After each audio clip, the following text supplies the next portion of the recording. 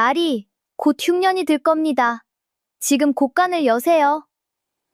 누더기를 걸친 거지 소녀 하나가 고을에서 제일 가는 구두쇠 영감의 대문을 두드리며 그렇게 말했습니다. 쌀 한 톨도 거저주는 법이 없던 영감은 코웃음을 쳤지만 소녀의 그 맑은 눈빛이 자꾸만 마음에 걸렸지요. 그러던 그의 가을, 소녀의 말대로 마을에 무서운 흉년이 닥쳐왔습니다. 한참을 망설이던 구두쇠는 마침내 그 굳게 닫혔던 곳간 문을 열어 젖혔고 그 안에서 펼쳐진 광경에 그만 입을 다물지 못했습니다. 구두쇠의 곳간에서는 과연 어떤 일이 벌어진 걸까요?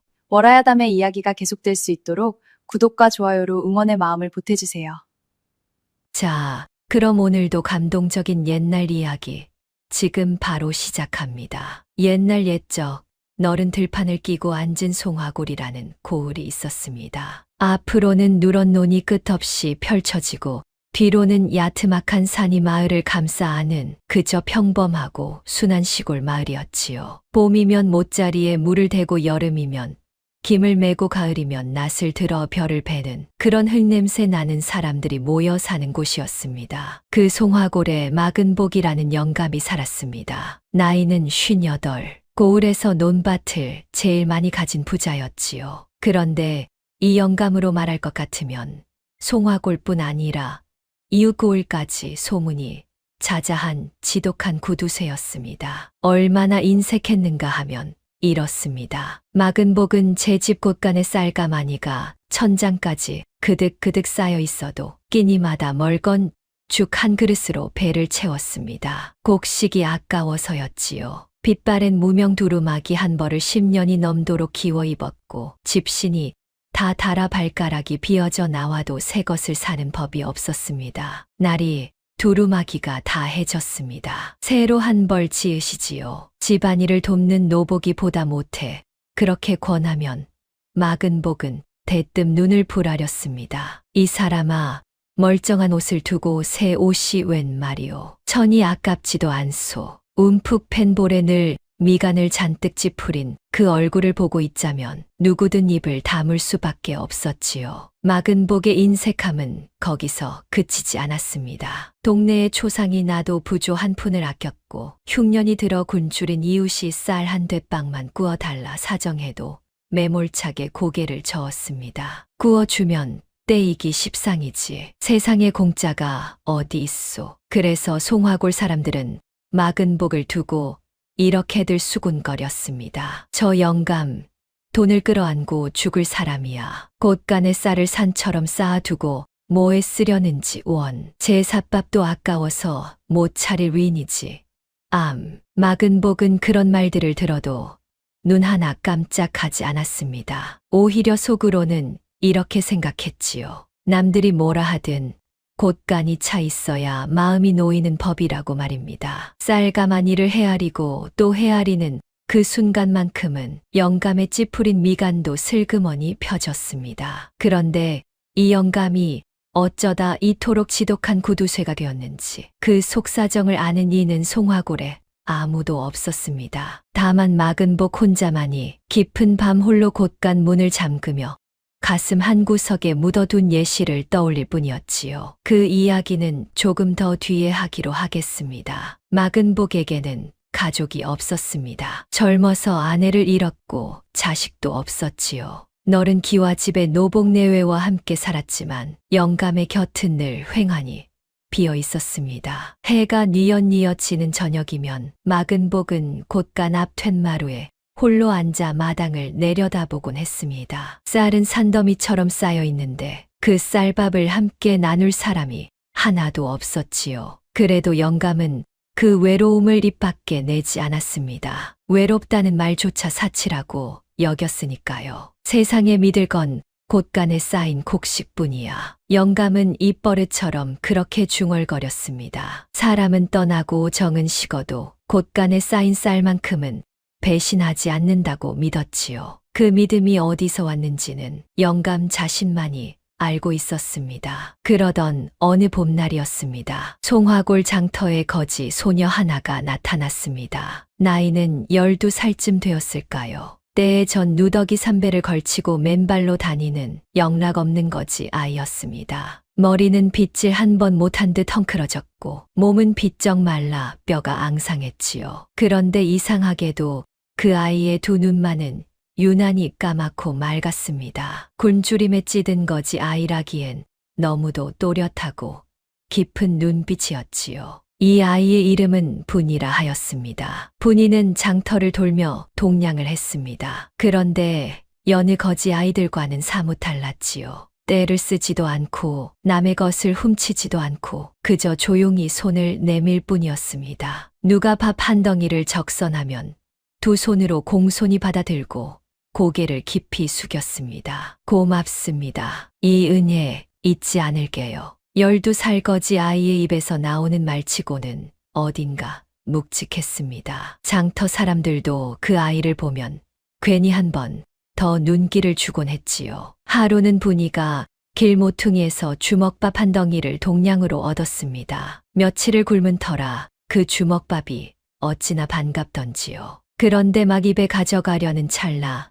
어디선가 가느다란 울음소리가 들려왔습니다. 소리를 따라가 보니 5살이나 되었을까 싶은 더 어린 거지 아이가 담벼락 밑에 쪼그려 앉아 훌쩍이고 있었습니다. 배가 고파오는 것이 분명했지요. 분이는 잠시 제 손에 든 주먹밥을 내려다보았습니다. 그러고는 아무 말 없이 그 어린아이에게 다가가 주먹밥을 통째로 쥐어 주었습니다. 천천히 먹어, 채할라. 어린아이는 눈이 휘둥그레져서 주먹밥을 받아들고 허겁지겁 입에 넣었습니다. 분이는 그 모습을 가만히 바라보며 빙긋 웃었지요. 정작 제 배 속에서는 꼬르륵 소리가 요란하게 울리고 있었는데도 말입니다. 누나는 안 먹어? 어린아이가 밥알이 묻은 입으로 물었습니다. 분이는 고개를 살래살래 저었습니다. 난 어제 많이 먹었어. 너나 든든히 먹어두렴. 새빨간 거짓말이었지요. 분이 역시 사흘을 내리 굶은 참이었으니까요. 하지만 분이는 그런 내색을 조금도 하지 않았습니다. 배고픔이야 참으면 그만이지만 저 어린 것이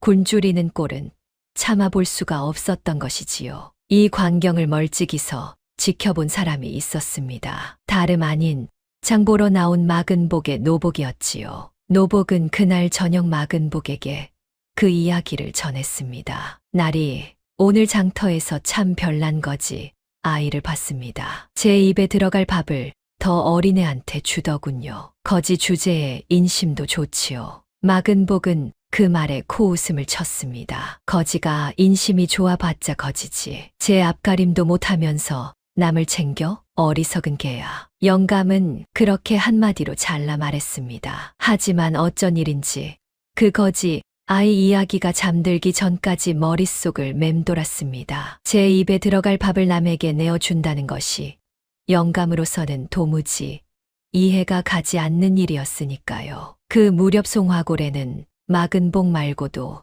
부자가 한 사람 더 있었습니다. 이름은 차득보, 나이는 45세, 마근복 다음 가는 재산을 가진 자였지요. 차득보는 마근복과는 또 다른 부류의 사람이었습니다. 마근복이 안으로 움켜쥐는 구두쇠라면 차득보는 겉으로 번드르르하게 꾸미는 자였습니다. 기름이 자르르 흐르는 얼굴에 두툼한 손, 비단 도포를 걸치고 다니며 늘 능글맞은 웃음을 흘렸지요. 허허, 마 영감, 오늘도 곳간 지키시느라 수고가 많으시오. 차득 보는 길에서 마근복을 만나면 늘 살갑게 인사를 건넸습니다. 하지만 그 속내는 따로 있었지요. 차득보의 두 눈은 늘 마근복의 너른 논밭과 그득한 곳간을 향해 번뜩이고 있었습니다. 저 영감에게는 자식도 없겠다.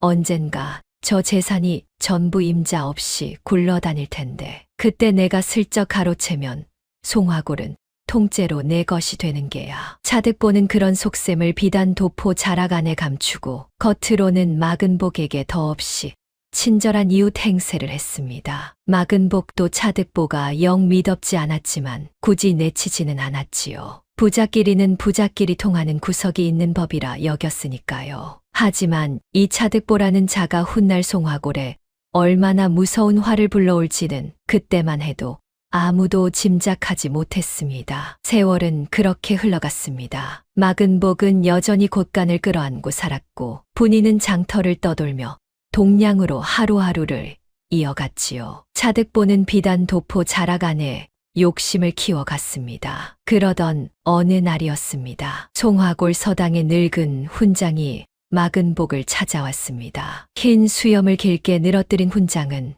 마을에서 가장 학식이 높고 인망이 두터운 노인이었지요. 마근복도 이 훈장 앞에서만큼은 함부로 굴지 못했습니다. 훈장은 마근복의 곶간을 한번 둘러보고는 조용히 입을 열었습니다. 마 영감, 곶간이 참으로 그득하구려. 허허, 그렇소이다. 평생 아끼고 모은 것이지요. 마근복이 모처럼 흐뭇한 얼굴로 대답했습니다. 그러자 훈장이 흰 수염을 쓸며 가만히 말했습니다. 한데 마 영감, 곶간이 차야 부자가 아니라 사람이 따라야 부자라는 말을 아시오? 마근복의 얼굴이 대번에 굳었습니다. 그게 무슨 말씀이오? 곶간에 쌀이 산처럼 쌓여 있어도 그 쌀을 나눌 사람이 없고 그 곁에 사람이 없으면 그게 무슨 부자란 말이오? 진짜 부자는 곶간이 아니라 사람으로 차는 법이라오. 마근복은 그 말이 영 귀에 거슬렸습니다. 그래서 퉁명스럽게 받아쳤지요. 훈장 어른, 말씀은 고맙소만 나는 그런 한가한 소리에 곶간을 비울 생각이 없소이다. 사람이 곶간을 채워 줍디까 쌀이 곶간을 채워 줍디까. 훈장은 그 대답에 그저 빙그레 웃을 뿐이었습니다. 더는 말을 보태지 않고 자리에서 일어났지요. 다만 대문을 나서며 혼잣말처럼 한마디를 남겼습니다. 언젠가 그 말의 뜻을 알게 될 날이 올게요. 부디 너무 늦지 않기를. 마근복은 그 말을 한 귀로 듣고 한 귀로 흘렸습니다. 곶간이 차야 부자지 사람이 따라야 부자라니 그게 다 배부른 소리라고만 여겼지요. 하지만 훈장이 남긴 그 한마디는 훗날 마근복의 가슴을 송곳처럼 찌르게 됩니다. 그것도 가장 아프고 외로운 순간의 말입니다. 송화골의 봄이 가고 여름이 왔습니다. 들판의 벼는 한 뼘씩 자라올랐고 농부들은 구슬땀을 흘리며 김을 맸지요. 그해 여름은 유난히 볕이 따가웠습니다. 하늘은 쨍하게 맑았고 비는 좀처럼 내리지 않았습니다. 올해는 가뭄이 들려나 에이 설마 작년에도 이맘때 비가 늦었는데 가을엔 풍년이 들지 않았소. 농부들은 그렇게 서로를 다독이며 하늘만 바라보았습니다. 논바닥은 거북이 등처럼 쩍쩍 갈라지기 시작했고 우물물도 하루가 다르게 줄어들었지요. 그래도 농부들은 곧 비가 오리라 믿으며 마른 논에 두레박으로 물을 길어부었습니다. 늙은 농부 하나는 매일같이 마을 어귀 느티나무 아래에 정화수를 떠놓고 비를 빌었습니다. 비님이시여 제발 한 줄기만 내려주소서. 이러다 농사 다 망치겠습니다. 하지만 하늘은 야속하게도 구름 한 점 보내주지 않았습니다. 그저 쨍한 볕만 날마다 들판을 달구었지요. 그래도 마근복은 그런 농부들의 걱정 따위에는 관심이 없었지요. 영감의 관심사는 오로지 제곶간에 쌓인 곡식과 그 곡식을 얼마에 팔아 얼마를 더 불릴 것인가 뿐이었습니다. 마근복은 아침마다 곶간 문을 열고 들어가 쌀가마니를 하나하나 헤아렸습니다. 그것이 영감의 가장 큰 낙이었지요. 하나, 둘, 셋. 그래, 그대로구나. 가마니 수가 어제와 똑같으면 영감은 그제야 안심하고 곶간 문을 잠갔습니다. 혹여 노복이 한 톨이라도 축냈을까봐 영감은 곶간 열쇠를 늘 제 허리춤에 차고 다녔지요. 잠을 잘 때도 그 열쇠를 베개 밑에 넣어두어야 마음이 놓였습니다. 하루는 노복의 아내가 조심스레 영감에게 청을 넣었습니다. 날이 친정어미가 병이 깊어 며칠 다녀와야 할 것 같습니다. 가는 길에 쌀이라도 한 뎃박 싸 가게 해주시면 뭐라가. 마근복은 펄쩍 뛰었습니다. 품삯을 받았으면 그걸로 알아서 할 일이지 어디서 곶간 쌀에 손을 대려 하오. 어림없는 소리. 다녀오는 건 좋소만 쌀은 한 톨도 안 돼요. 노복의 아내는 풀이 죽어 물러갔습니다. 노복 내외는 그런 영감 밑에서 십수년을 묵묵히 일했지만 정 붙일 대라곤 도무지 없는 주인이었지요. 이렇게 마근복은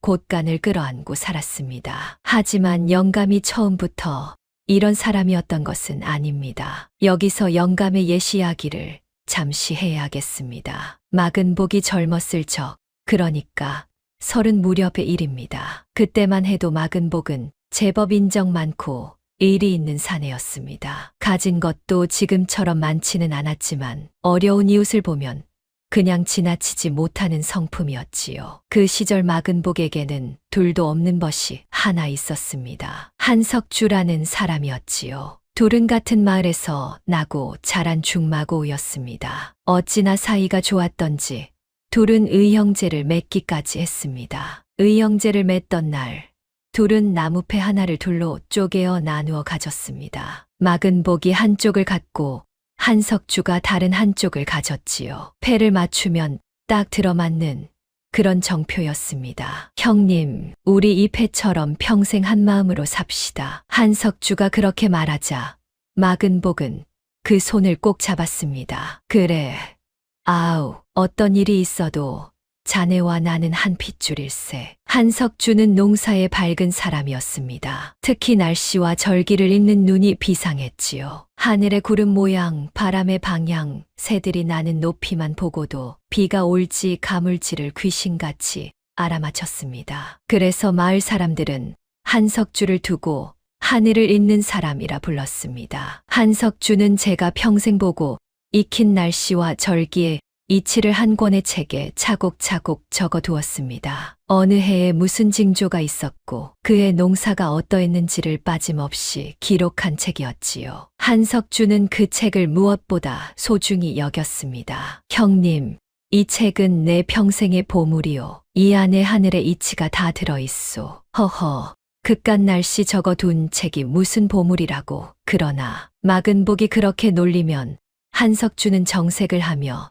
책장을 넘겼습니다. 형님, 우습게 볼 일이 아니오. 하늘은 반드시 미리 징조를 보인다오. 제비가 낮게 날면 비가 오고 개미가 줄지어 둑을 오르면 큰 물이 진다오. 이런 이치를 미리 알면 흉년도 대비할 수 있는 법이지요. 사람을 살리는 것이 바로 이 책이오. 마근복은 그 책을 보며 그저 허허 웃었습니다. 그때만 해도 마근복은 그 책이 훗날 어떤 인연으로 제 앞에 다시 나타날지 꿈에도 몰랐지요. 두 사람의 우정에 금이 가기 시작한 것은 마근복이 큰돈을 만지게 되면서부터였습니다. 마근복은 장사 수완이 좋아 점점 재산을 불려갔습니다. 논밭을 사들이고 곳간을 늘렸지요. 반면 한석주는 농사꾼으로 그저 청빈하게 살았습니다. 가진 것은 없어도 마음만은 부유한 사람이었지요. 그러던 어느 해 마근복에게 큰 시련이 닥쳤습니다. 마근복이 가까이 지내던 한 상인의 빚보증을 섰는데 그 상인이 빚을 떼어먹고 야반도주를 해버린 것입니다. 보증을 선 마근복은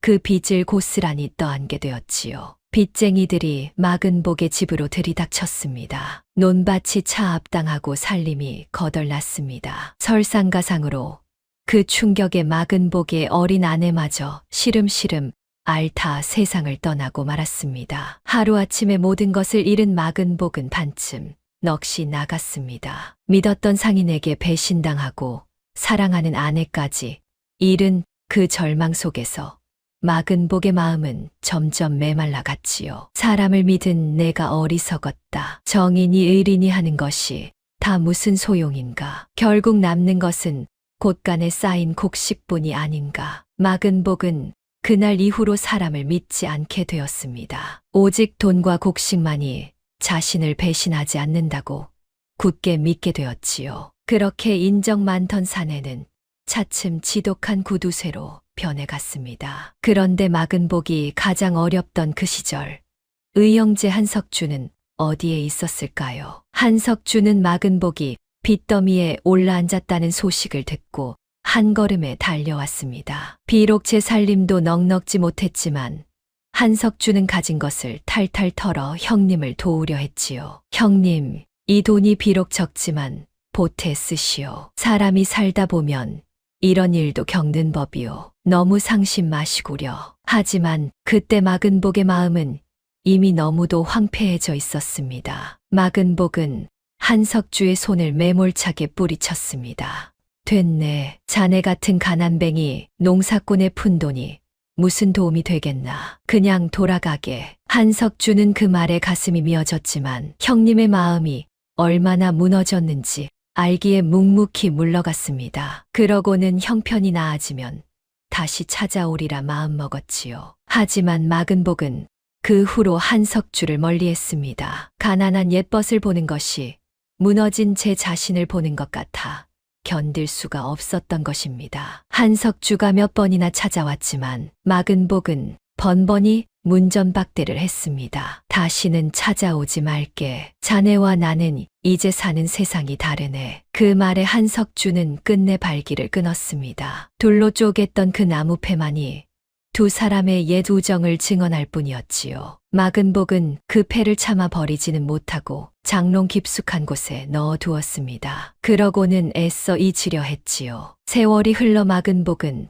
다시 재산을 일으켰습니다. 예전보다 더 큰 부자가 되었지요. 하지만 그 곁에는 이제 아무도 없었습니다. 의형제도 아내도 벗도 모두 떠나고 곳간에 쌓인 곡식만이 영감의 곁을 지켰습니다. 이것이 바로 마근복이 지독한 구두쇠가 된 사연이었습니다. 영감의 인색함 뒤에는 이토록 아픈 상처가 숨어 있었던 것이지요. 하지만 송화골 사람들은 그 속사정을 알 리 없었습니다. 그저 마근복을 욕심 많은 영감으로만 여길 뿐이었지요. 한편 마근복이 멀리했던 의형제 한석주는 그 후로 어찌 되었을까요? 한석주는 마근복과 멀어진 뒤 다른 고을로 떠나 농사를 지으며 살았습니다. 늦은 나이에 혼인을 하여 늦둥이 딸 하나를 얻었지요. 그 딸이 바로 지금 송화골 장터를 떠도는 거지 소녀분이었습니다. 하지만 한석주의 말년은 순탄치 못했습니다. 분이가 7살 되던 해 한석주가 살던 고을에 큰 흉년이 들었습니다. 한석주는 제곶간을 털어 굶주린 이웃을 먹이느라 정작 제 식구는 굶겼지요. 그러다 모진 병을 얻어 자리에 눕고 말았습니다. 한석주는 죽음을 앞두고 어린 분이의 손을 꼭 잡았습니다. 그러고는 가쁜 숨을 몰아쉬며 말했습니다. 분아, 이 아비가 너를 두고 먼저 가는구나. 면목이 없다. 허나 한 가지만 일러두마. 내가 정령 갈 곳이 없거든. 송화골의 마근복이라는 사람을 찾아가거라. 이 아비의 의형제였느니라. 비록 우리가 멀어졌으나 그 사람은 본디 마음이 따뜻한 사람이다. 이 책과 이 패를 가지고 가면 언젠가 그가 너를 알아볼 게야. 한석주는 그 말과 함께 낡은 책 한 권과 둘로 쪼갠 나무패 한 조각을 분이에게 쥐어주었습니다. 그러고는 눈을 감았지요. 분이는 아버지의 식어가는 손을 붙들고 밤새도록 울었습니다. 그때 분이의 나이 겨우 7이었습니다. 아버지를 잃은 분이는 그 후로 떠돌이 거지가 되었습니다. 이 고을 저 고을을 동량으로 떠돌며 모진 세월을 견뎠지요. 하지만 분이는 아버지의 유언만은 한시도 잊지 않았습니다. 그 책과 그 패를 품속 깊이 간직한 채 언젠가 송화골의 마근복을 찾아가리라 다짐하고 또 다짐했습니다. 그렇게 5해가 흘러 12살이 된 분이는 마침내 송화골에 발을 들인 것입니다. 하지만 이 사실을 아는 사람은 아직 아무도 없었습니다. 마근복도 송화골 사람들도 분이가 누구의 딸인지 까맣게 몰랐지요. 다만 분이만이 제 아버지가 누구이며 왜 송화골에 왔는지를 알고 있었습니다. 분이가 송화골에 나타난 데에는 그리고 하필 마근복의 대문을 두드린 데에는 깊은 사연이 숨어 있었던 것입니다. 그 사연은 이야기가 무르익으면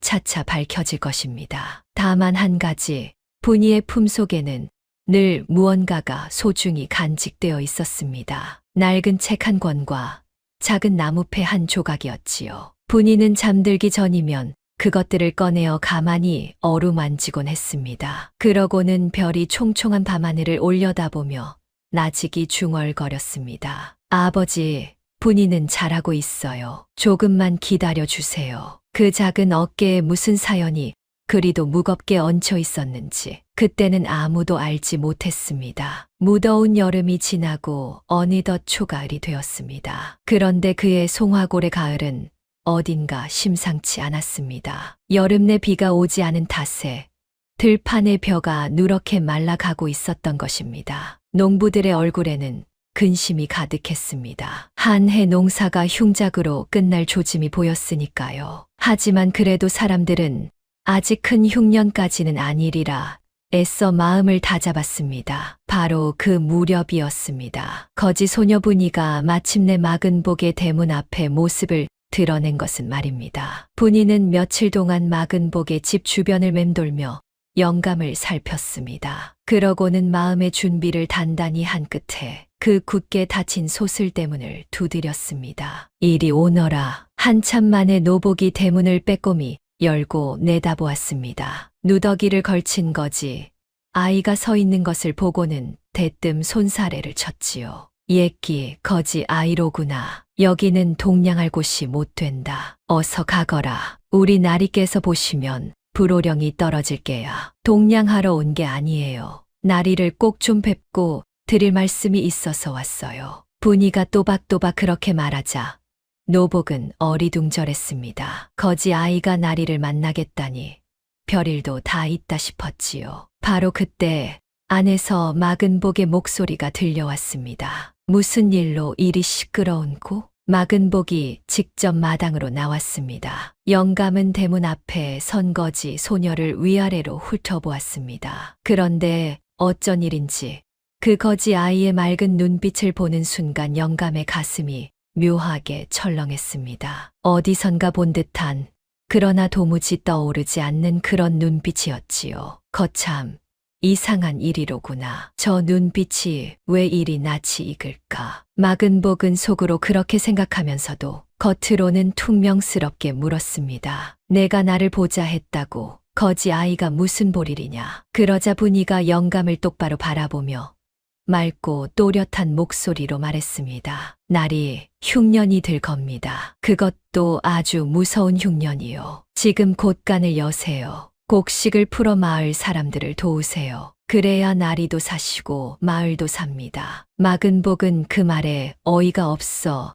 한참을 멍하니 서 있었습니다. 그러다 이내 껄껄 웃음을 터뜨렸지요. 허허, 이런 맹랑한 거지. 아이를 봤나. 흉년이 든다고 곳간을 열라고 내가 무슨 점쟁이라도 된단 말이냐. 점이 아니에요. 하늘이 그렇게 말하고 있어요. 제비가 낮게 날고 들쥐가 양식을 깊이 숨기고 가을 안개가 자꾸 산을 덮어요. 이건 큰 흉년이 든다는 징조예요. 분이는 차분하게 그렇게 설명했습니다. 마근복은 거지 아이의 입에서 그런 말이 나오자 잠시 멈칫했지만 이내 코웃음을 쳤습니다. 제비가 낮게 날면 흉년이라 별 해괴한 소리를 다 듣겠구나. 꽃간을 열라니 어림없는 소리. 썩 물러가거라. 내 곳간 곡식은 한 톨도 거저 나가는 법이 없느니라. 나리, 부디 제 말을 믿어주세요. 지금 베풀면 그 곡식이 훗날 나리를 살릴 거예요. 시끄럽다. 거지 주제에 누굴 가르치려 들어. 여봐라, 아이를 당장 내보내라. 노복이 분이를 대문 밖으로 떠밀었습니다. 하지만 분이는 떠밀려 나가면서도 영감을 향해 외쳤습니다. 나리, 제 말을 잊지 마세요. 곳간을 여세요. 꼭이요. 마근복은 대문을 쾅 닫아 버렸습니다. 그러고는 혀를 끌끌 찼지요. 별 미친 거지. 아이를 다 보겠군. 곳간을 열라니 세상에 그런 법이 어디 있어. 하지만 어쩐 일인지 그 거지 아이의 맑은 눈빛과 또렷한 목소리가 영감의 머릿속에서 좀처럼 떠나지 않았습니다. 비웃어 넘기려 해도 자꾸만 마음 한구석이 깨름칙했지요. 그날 이후로 분이는 마근복의 집 근처를 떠나지 않았습니다. 뒷산 선앙당 한 귀퉁이에 자리를 잡고 날마다 마근복의 집을 멀찍이서 지켜보았지요. 그러면서도 틈만 나면 마을을 돌며 사람들에게 흉년에 대비하라 일렀습니다. 마근복은 그런 분위가 영 거슬렸습니다. 아침에 곳간 문을 열다가도 담장 너머로 분이의 모습이 보이면 괜히 가슴이 철렁했지요. 저 거지 아이가 어째서 자꾸 우리 집 근처를 맴도는 게야. 혹 곳간 쌀이라도 훔치려는 수작이 아닌가. 영감은 노복을 시켜 분이를 쫓아내게 했습니다. 하지만 분이는 쫓겨나도 다음 날이면 어김없이 다시 나타났지요. 그러면서도 곳간 근처에는 얼씬도 하지 않았습니다. 그저 멀찍이서 영감의 집을 바라볼 뿐이었지요. 하루는 마근복이 직접 분이에게 다가가 다그쳤습니다. 이 아이야, 대체 무슨 속셈으로 우리 집을 맴도는 게냐? 솔직히 말해보아라. 분이는 영감을 올려다보며 조용히 대답했습니다. 나리가 걱정되어서요. 무엇이라? 내가 걱정된다고?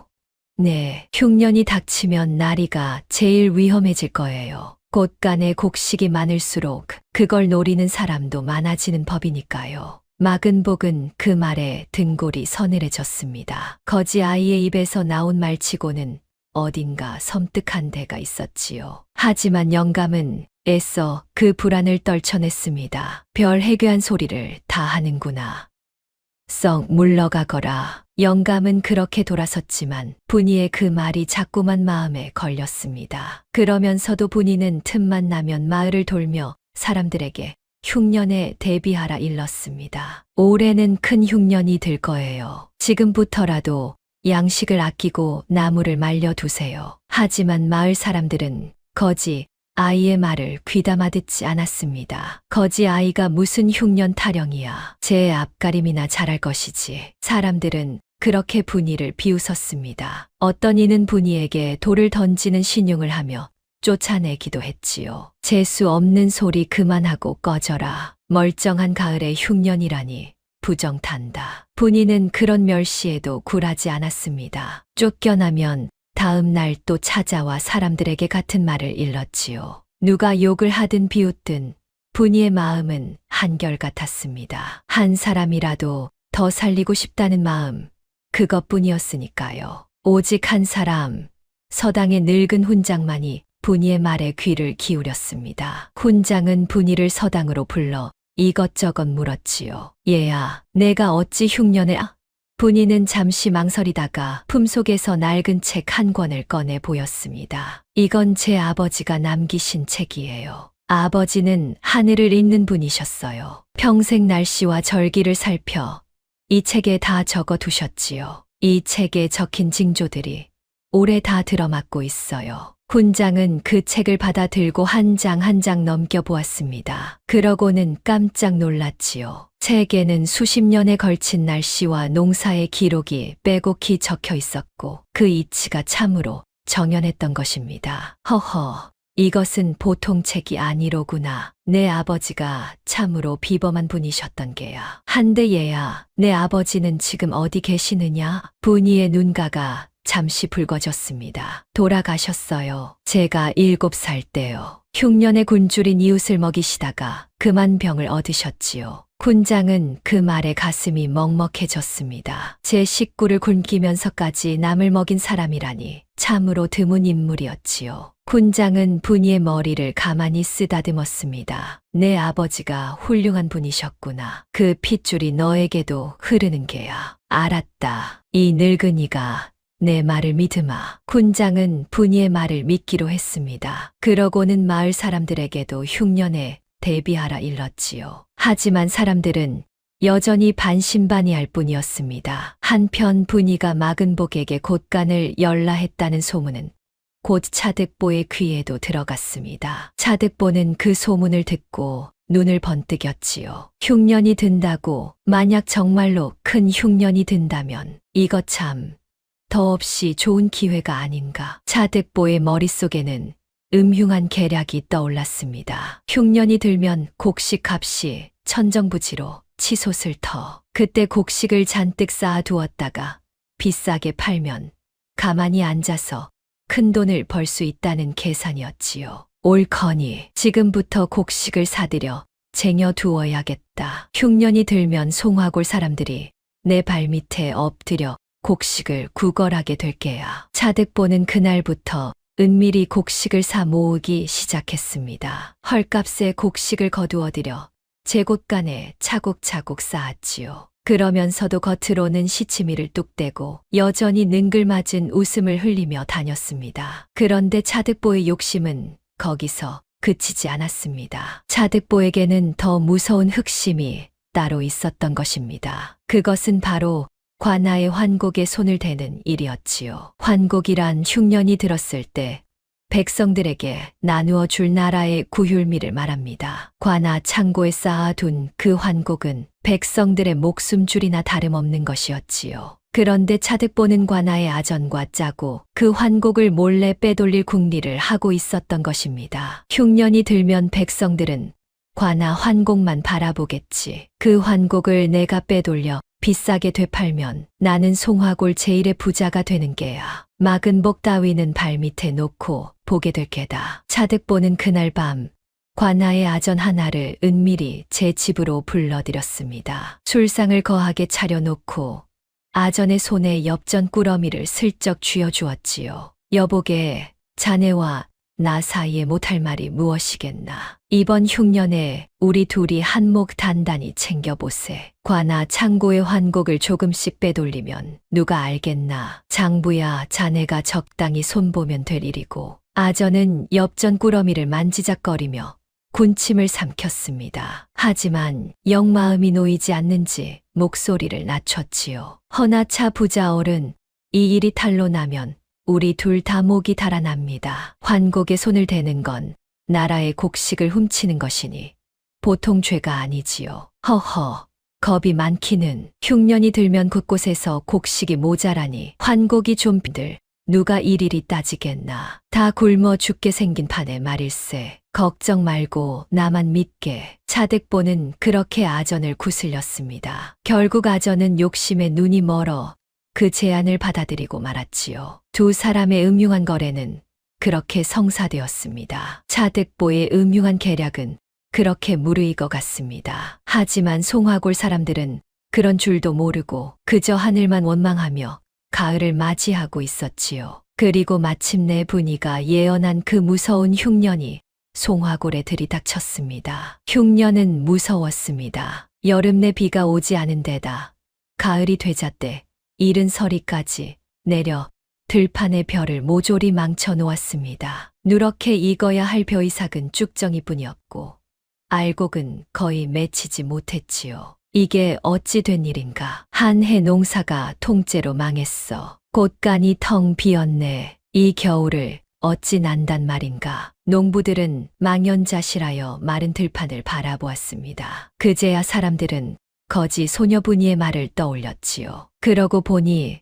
그 거지 아이가 흉년이 든다 하지 않았나. 맞아. 곳간을 열라느니 양식을 아끼라느니 했었지. 그 말을 들을 걸 그랬어. 하지만 이미 늦은 후회였습니다. 흉년은 이미 송화골을 집어삼켰고 사람들은 하루하루 굶주림에 시달리기 시작했지요. 가장 먼저 곡식이 동난 것은 가난한 농가들이었습니다. 끼니를 거르는 집이 늘어났고 어린아이들은 배가 고파 울었습니다. 사람들은 나무 껍질을 벗겨 먹고 풀뿌리를 캐 먹으며 겨우 목숨을 이어갔지요. 마을 곳곳에서 곡소리가 들려왔습니다. 늙은이들은 어린 손주들 입에 한 술이라도 더 넣어주려고 제끼니를 굶었고 그러다 기력이 쇠해 자리에 눕는 일이 잦았지요. 장터에는 곡식을 구하러 나온 사람들이 빈손으로 발길을 돌렸습니다. 곡식이 있어도 값이 너무 올라 살 수가 없었던 것입니다. 세상에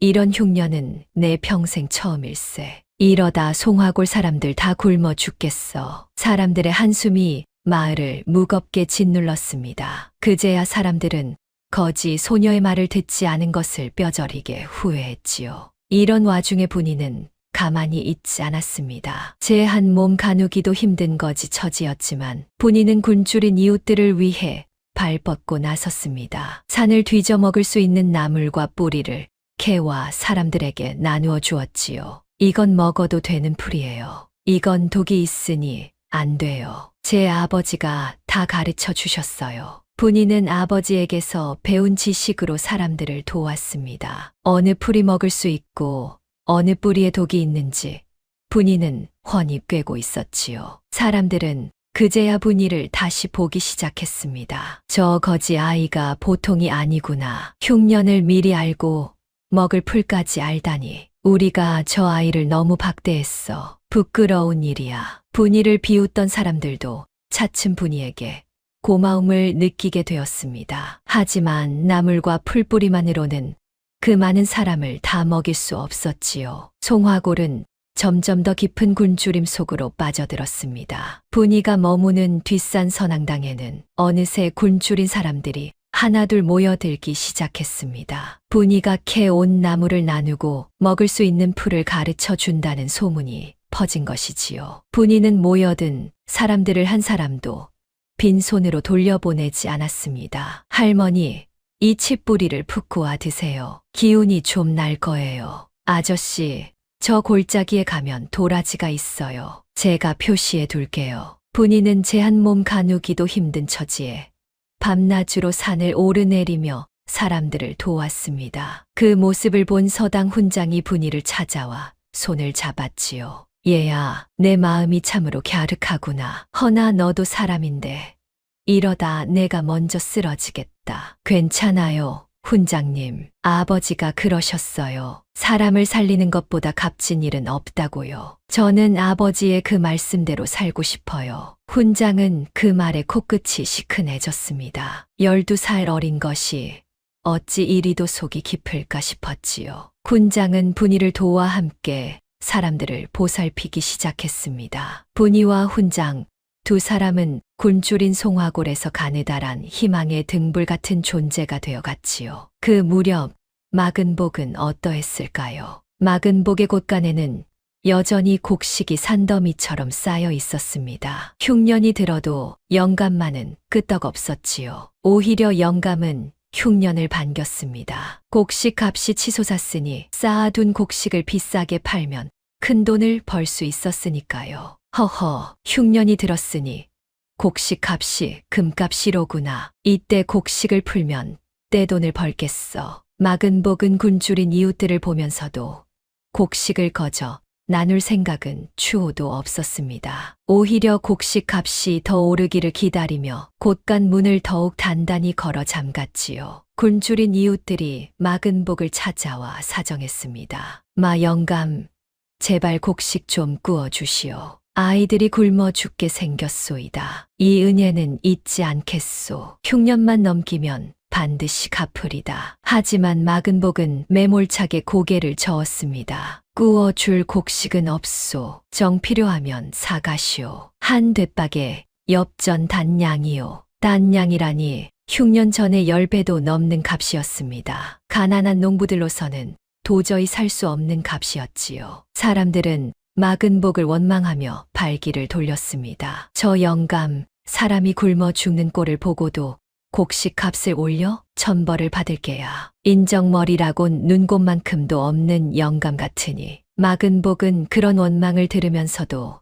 눈 하나 깜짝하지 않았습니다. 곳간에 곡식이 가득하니 세상 무서울 것이 없다고 여겼지요. 바로 그때 거지 소녀 분이가 다시 마근복을 찾아왔습니다. 분이는 영감 앞에 무릎을 꿇고 간곡히 청했습니다. 나리, 제발 곳간을 여세요. 지금 마을 사람들이 굶어 죽어가고 있어요. 나리의 곡식이면 이 마을을 다 살릴 수 있어요. 마근복은 또 그 거지 아이냐는 듯 눈살을 찌푸렸습니다.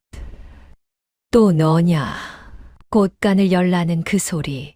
이제 지긋지긋하구나. 흉년이 들었으니 곡식은 더 귀해졌다. 그걸 거저 내놓으라니 내가 제정신이냐. 거저 달라는 게 아니에요. 베풀라는 거예요. 나리가 지금 이 사람들을 살리면 그 은혜가 훗날 나리를 살릴 거예요. 곳간이 차야 부자가 아니라 사람이 따라야 부자라고 하잖아요. 순간 마근복의 가슴이 철렁했습니다. 곳간이 차야 부자가 아니라 사람이 따라야 부자. 그것은 언젠가 서당 훈장이 했던 바로 그 말이 아닙니까? 그 말을 어떻게 이 거지 아이가 알고 있단 말입니까? 네, 내가 어찌 그 말을. 마근복이 놀라 더듬거리자 분이는 영감을 똑바로 바라보며 말했습니다. 나리, 사람의 마음을 얻는 것이 곳간을 채우는 것보다 1000배는 값진 일이에요. 부디 그걸 깨달으세요. 마근복은 한참을 멍하니 서 있었습니다. 거지 아이의 입에서 나온 그 말이 영감의 메마른 가슴 한 구석을 깊이 찔렀던 것입니다. 하지만 영감은 이내 고개를 세차게 저었습니다. 평생 곳간만 믿고 살아온 영감으로서는 그 믿음을 하루아침에 버릴 수가 없었지요. 듣기 싫다. 썩 물러가거라. 나는 내 곳간을 열 생각이 없느니라. 분이는 더 이상 말해봐야 소용없음을 알았습니다. 그래서 자리에서 일어나 깊이 고개를 숙였지요. 알겠어요. 나리. 하지만 언젠가 나리도 깨닫게 되실 거예요. 그때는 부디 너무 늦지 않기를 바라요. 분이가 그렇게 돌아서는 뒷모습을 보며 막은복은 알 수 없는 먹먹함을 느꼈습니다. 그 거지 아이의 말이, 그 맑은 눈빛이 자꾸만 영감의 마음을 흔들어 놓았던 것입니다. 그날 밤 막은복은 좀처럼 잠을 이루지 못했습니다. 곳간을 열라던 거지 아이의 말이 머릿속을 떠나지 않았던 것입니다. 곳간이 차야 부자가 아니라 사람이 따라야 부자라. 대체 저 거지 아이는 누구이기에 훈장 어른과 똑같은 말을 한단 말인가. 막은복은 그날 밤 처음으로 제 곳간을 바라보며 묘한 공허함을 느꼈습니다. 산더미처럼 쌓인 곡식을 보아도 예전처럼 마음이 든든해지지 않았던 것입니다. 오히려 그 텅 빈 곳간 같은 제 마음이 영감을 사무치게 외롭게 만들었지요. 하지만 그렇다고 곳간을 열 수는 없었습니다. 영감은 애써 마음을 다잡았습니다. 아니다. 내가 잠시 정신이 나갔던 게야. 곳간을 열다니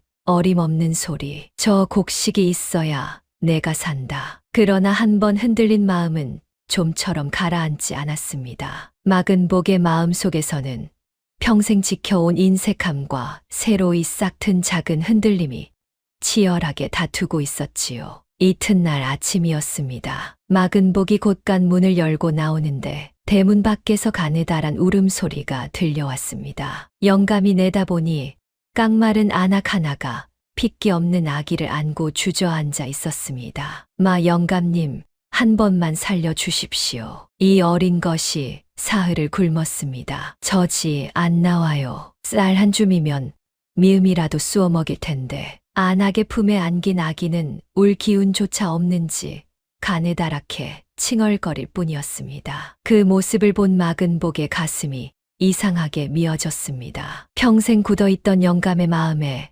난데없이 균열이 간 것이지요. 막은복은 자기도 모르게 곳간으로 들어갔습니다. 그러고는 쌀독에서 쌀을 한 뙤박 퍼 담았지요. 뙤박을 든 손이 가늘게 떨렸습니다. 평생 거저 곡식을 내어본 적이 없는 영감으로서는 그 한 뙤박이 천근만근처럼 무거웠던 것입니다. 옛다 가거라. 아기 굶기지 말고. 영감이 무뚝뚝하게 쌀 뙤박을 내밀자 안악은 눈이 휘둥그레졌습니다.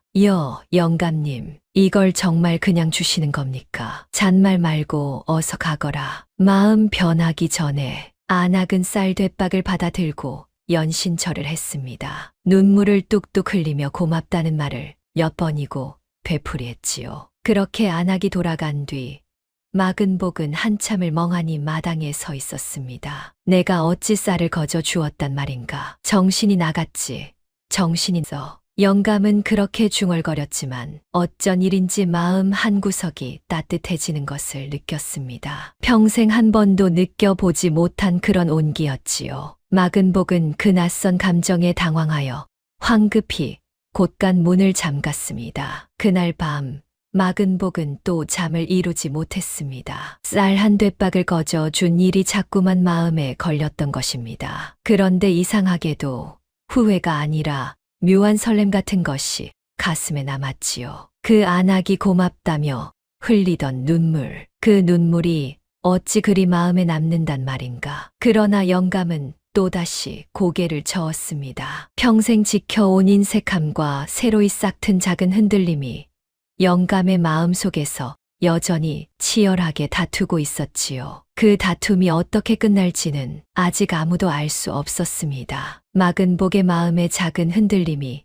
일기 시작한 그 무렵 영감과 분이 사이에 묘한 인연이 이어지기 시작했습니다. 하루는 막은복이 답답한 마음에 홀로 뒷산을 거닐다가 우연히 선앙당 근처를 지나게 되었습니다. 그곳에서 영감은 뜻밖의 광경을 보았지요. 거지 소녀 분이가 굶주린 사람들 한가운데 앉아 캐온 나물을 나누어 주고 있었던 것입니다. 분이는 제 몫의 나물조차 남에게 양보하고 있었습니다. 정작 제 입에는 풀뿌리 하나 넣지 못하면서도 분이의 얼굴에는 환한 웃음이 떠나지 않았지요. 마근복은 그 모습을 나무 뒤에 숨어 한참을 지켜보았습니다. 저 거지 아이는 어찌 저럴 수 있단 말인가. 제 배도 고르면서 남을 먹이다니 어리석은 개야. 아니, 어리석은 것인가? 아니면 마근복은 그 답을 알 수 없었습니다. 다만 분이의 그 모습이 영감의 가슴 속에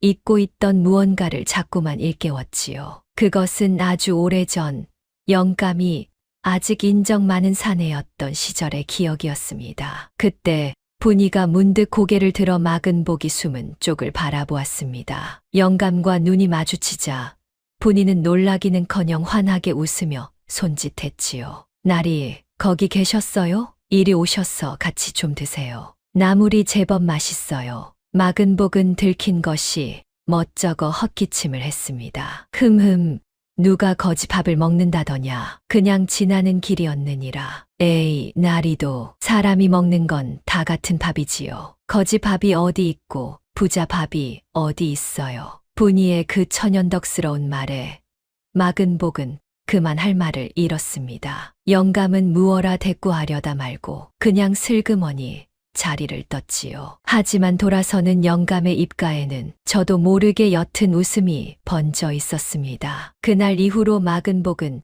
자꾸만 분이가 있는 선앙당 쪽으로 발길이 향했습니다. 처음에는 멀찍이서 지켜보기만 했지만 차츰 분이와 말을 섞게 되었지요. 하루는 마근복이 분이에게 물었습니다. 얘야, 내 아비는 어떤 사람이었느냐? 너에게 그 많은 걸 가르쳐 주었다니 말이다. 분이의 눈빛이 아련해졌습니다. 제 아버지는 하늘을 잇는 분이셨어요. 늘 하늘을 보며 사셨지요. 그리고 누구보다 마음이 따뜻한 분이셨어요. 흉년이 들면 당신 곳간을 털어 곤줄인 이웃을 먹이셨지요. 그러다 그만 분이의 목소리가 잠시 떨렸습니다. 그러다 병을 얻어 돌아가셨어요. 제가 7살 때요. 분이는 품속에서 낡은 책 한 권을 조심스레 꺼냈습니다. 그러고는 영감에게 보여주었지요. 이게 아버지가 남기신 책이에요. 흉년을 미리 안 것도 다 이 책 덕분이에요. 아버지는 평생 하늘을 보며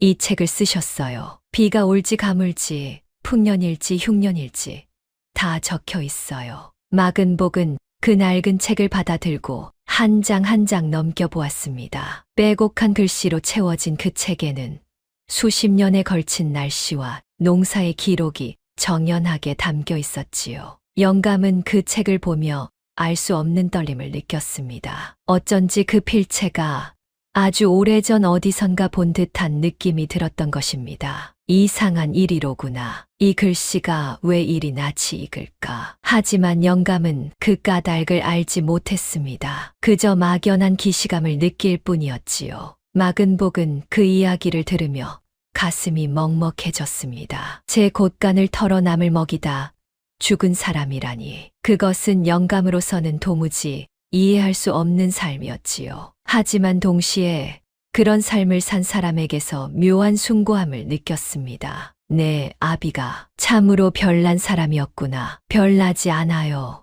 아버지는 늘 그러셨어요. 사람이 사람을 살리는 것, 그것이 하늘의 뜻이라고요. 마근복은 그 말에 아무 대꾸도 하지 못했습니다. 다만 분이의 아버지라는 사람이 어쩐지 낯설지 않게 느껴졌지요. 마치 아주 오래전 어디선가 만난 적이 있는 사람처럼 말입니다. 하지만 영감은 그 묘한 기시감의 정체를 알지 못했습니다. 분이와 가까워질수록 마근복의 마음은 조금씩 녹아내렸습니다. 하루는 마근복이 곧불에 걸려 자리에 눕고 말았습니다. 평소 같으면 약값이 아까워 그냥 앓고 말았을 영감이었지요. 그런데 그 소식을 들은 분이가 한 걸음에 영감의 집으로 달려왔습니다. 분이는 산에서 캐온 약초를 정성껏 타려 영감에게 가져왔습니다. 나리, 이 약초를 드시면 한결 나으실 거예요. 제가 산에서 캐왔어요. 내가 어찌 내 병구안을 한단 말이냐. 거지 아이가 그럴 겨를이 어디 있어. 나리도 참 아픈 사람을 보고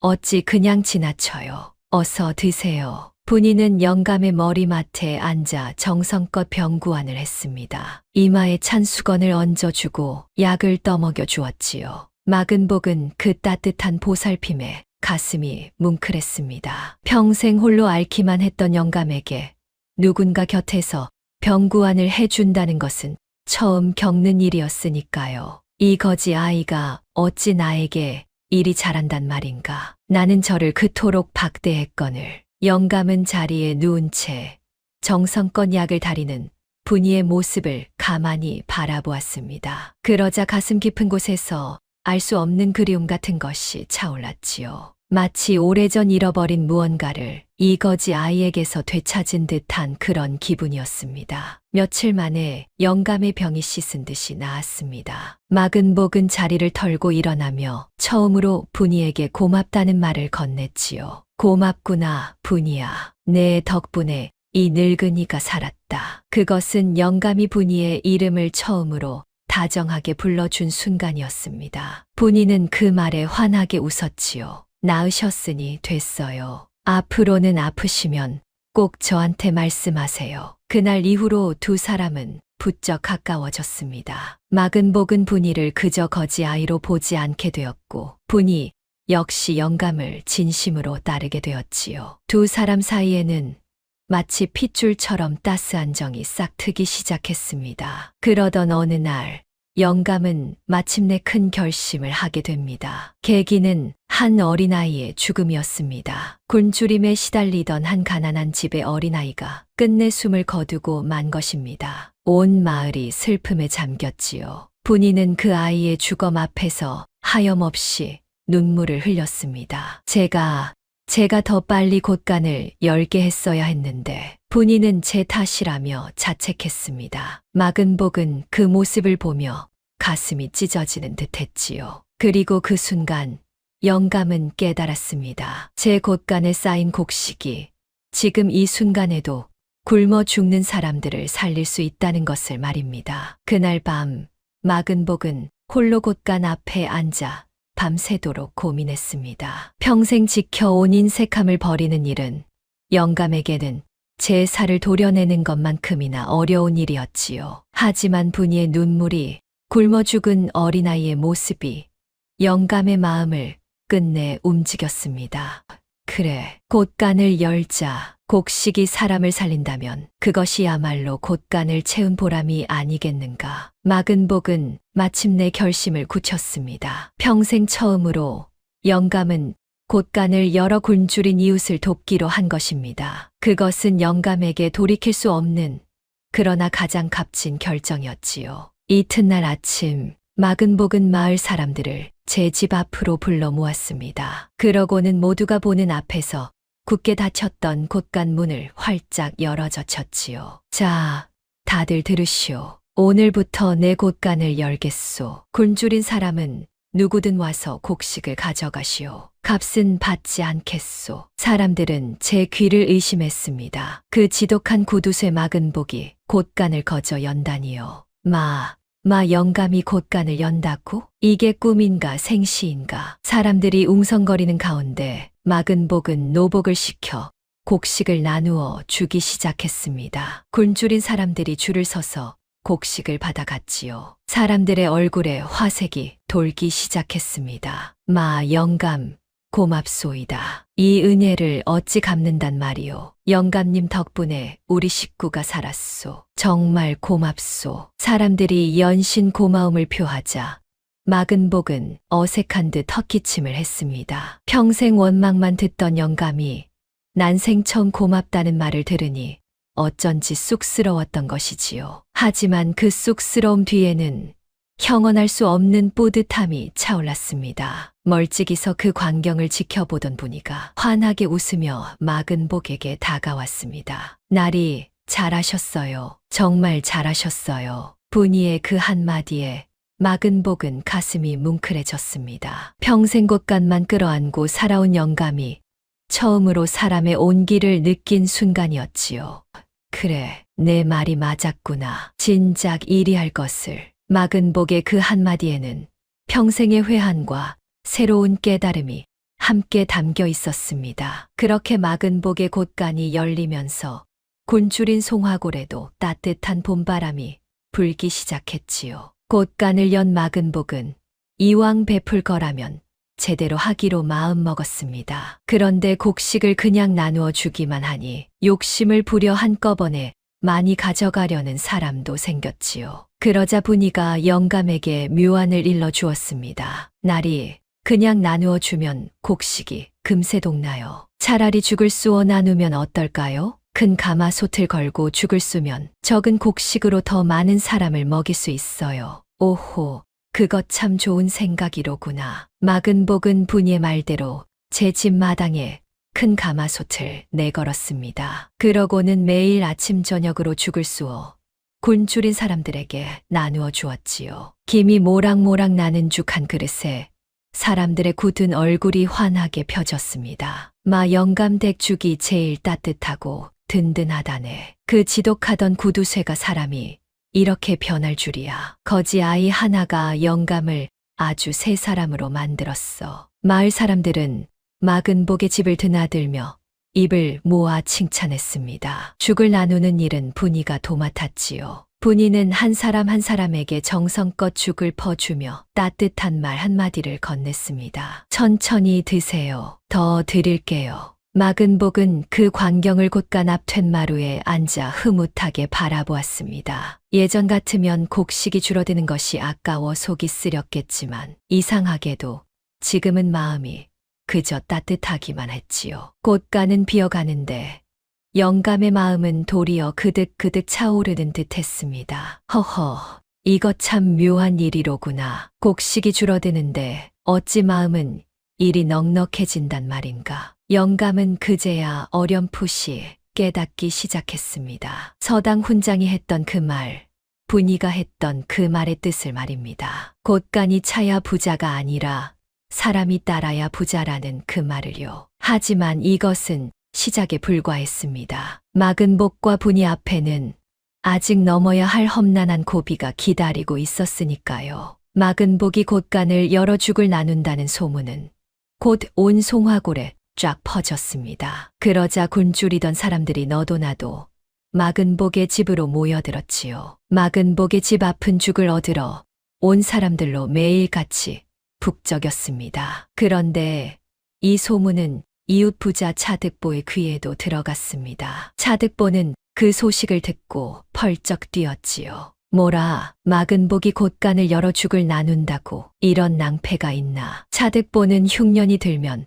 곡식 값이 천정부지로 치솟아 큰 돈을 벌 셈이었습니다. 그런데 막은 복이 곡식을 거저 나누어 주니 곡식 값이 좀처럼 오르지 않았던 것입니다. 차득보의 계획에 큰 차질이 생긴 것이지요. 막은 복, 이 영감이 다 늙음하게 미쳤나. 멀쩡한 곡식을 거저 나누어 주다니. 안 되겠다. 무슨 수를 써서라도 저 죽 나누는 일을 막아야겠다. 차득보는 음흉한 계략을 꾸미기 시작했습니다. 첫 번째 계략은 막은 복의 곡식을 헐값에 사들이는 척하며 빼돌리는 것이었지요. 며칠 후 차득보가 능글맞은 웃음을 흘리며 막은 복을 찾아왔습니다. 허허, 마 영감, 요즘 적선을 많이 하신다는 소문이 자자합디다. 참으로 갸륵한 일이외다. 자 부자가 어쩐 일로 우리 집에 다 왔소. 다름이 아니라 영감의 곡식을 좀 사고 싶어서 왔소이다. 어차피 거저 나누어 줄 곡식이라면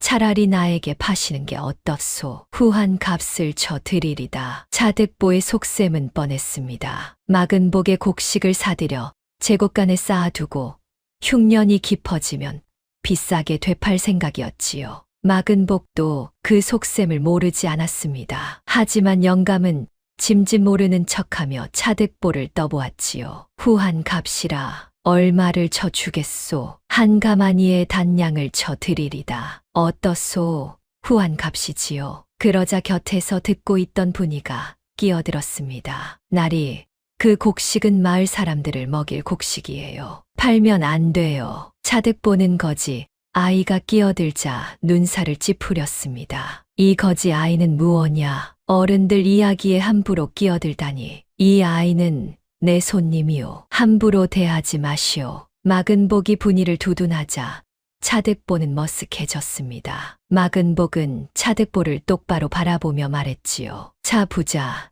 내 곡식은 팔 물건이 아니오. 굶주린 사람들을 먹일 곡식이니 그런 줄 아시오. 그러니 그만 돌아가시오. 차득보는 첫 번째 계략이 실패하자 이를 부득부득 갈며 돌아갔습니다. 두고 보자. 마근복, 내가 끝까지 그리 나오나 보자. 차득보의 두 번째 계략은 헛소문을 퍼뜨려 마근복을 곤란하게 만드는 것이었습니다. 차득보는 사람을 풀어 이런 소문을 퍼뜨렸지요. 마근복이 나누어 주는 죽에 상한 곡식을 쓴다더라. 그 죽을 먹으면 배탈이 난다더군. 이 헛소문이 퍼지자 죽을 얻으러 오던 사람들의 발길이 뚝 끊겼습니다. 마근복은 영문을 몰라 당황했지요. 이게 어찌 된 일이냐. 어째서 사람들이 오지 않는 게야. 그때 분이가 그 헛소문의 진원지를 알아챘습니다. 나리, 이건 분명 누군가 일부러 퍼뜨린 헛소문이에요. 죽이 상했다는 헛소문 말이에요. 뭐라,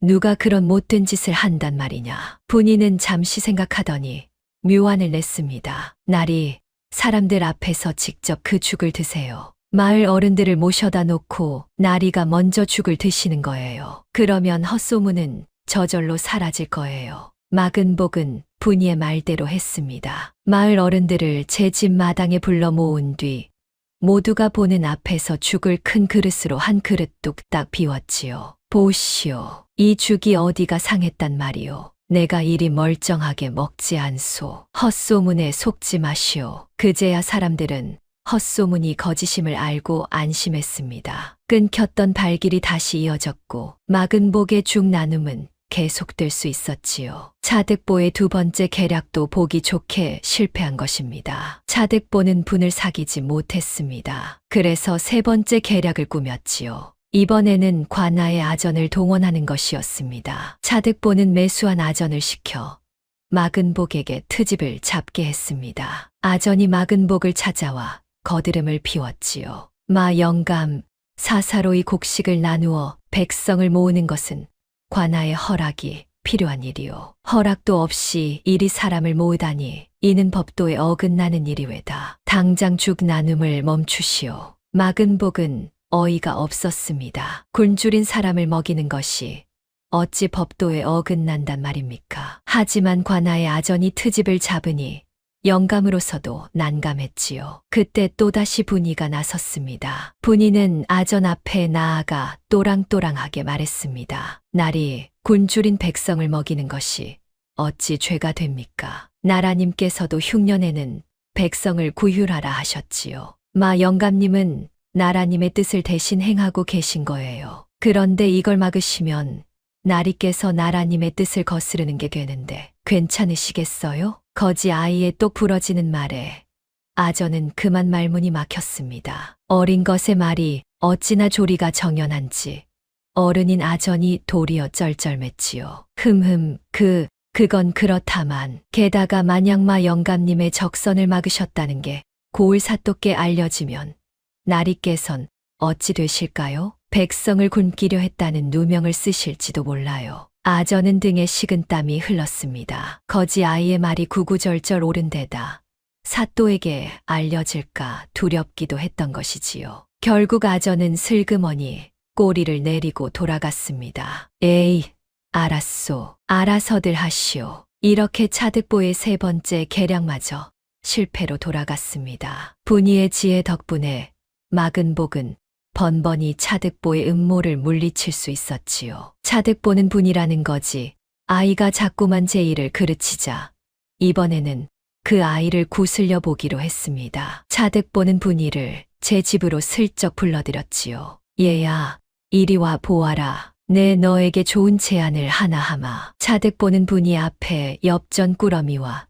비단 옷가지를 잔뜩 늘어놓았습니다. 거지 아이의 눈이 번쩍 뜨일 만한 것들이었지요. 이걸 다 너에게 주마. 그러니 이제 마근복의 일에서 손을 떼거라. 그 영감 곁을 떠나 마을을 나가 주기만 하면 돼. 어떠냐? 거지 신세를 면할 좋은 기회가 아니냐. 분이는 그 엽전과 비단을 가만히 내려다보았습니다. 그러고는 차득보를 똑바로 바라보며 조금도 망설임 없이 말했지요. 싫어요. 저는 돈이나 비단이 갖고 싶어서 마 영감님 곁에 있는 게 아니에요. 그리고 차 부자 어른, 이건 그냥 주시는 게 아니잖아요. 굶주린 사람들을 못 본 척 하라고 주시는 거잖아요. 그런 더러운 돈은 안 받아요. 차득 보는 거지. 아이가 단칼에 거절하자 어이가 없었습니다. 이런 맹랑한 것을 봤나. 거지 주제에 돈을 마다해. 내가 제정신이냐. 제정신이에요. 사람을 굶겨번 돈으로 비단옷을 입느니 차라리 누더기를 입고 떳떳하게 살래요. 분이는 그렇게 말하고는 뒤도 돌아보지 않고 차득보의 집을 나섰습니다. 차득보는 어린 거지 아이에게 한 방 먹은 꼴이 되어 분을 사귀지 못하고 씩씩거렸지요.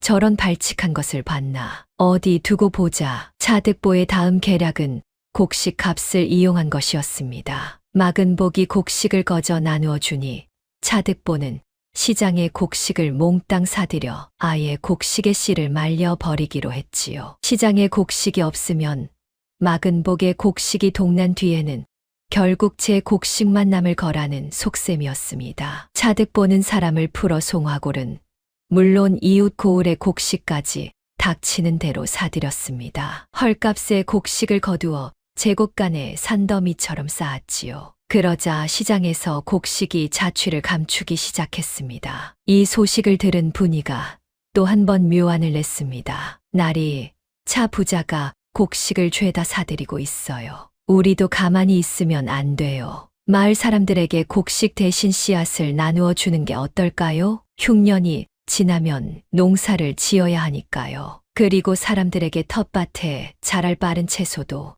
심게 하면 곡식이 없어도 굶주림을 견딜 수 있어요. 오호, 그거 참 영특한 생각이로구나. 막은 복은 분이의 말대로 곡식과 함께 씨앗을 나누어 주었습니다. 그리고 분이는 아버지의 책을 펼쳐 흉년에도 잘 자라는 작물이 무엇인지 사람들에게 일러주었지요. 이 무씨를 심으면 한 달이면 먹을 수 있어요. 이 메밀은 척박한 땅에서도 잘 자라요. 사람들은 분이가 일러준 대로 텃밭에 작물을 심었습니다. 얼마 지나지 않아 텃밭에서 푸른 싹이 돋아났고 사람들은 그 채소로 굶주림을 견뎠지요. 차득보가 곡식을 아무리 사들여도 송화골 사람들은 굶어 죽지 않았습니다. 차득보의 계략은 또다시 빗나간 것입니다. 이게 다 그 거지 아이 때문이야. 그 아이만 없으면 진작 송화골을 손에 넣었을 텐데. 차득보의 분노는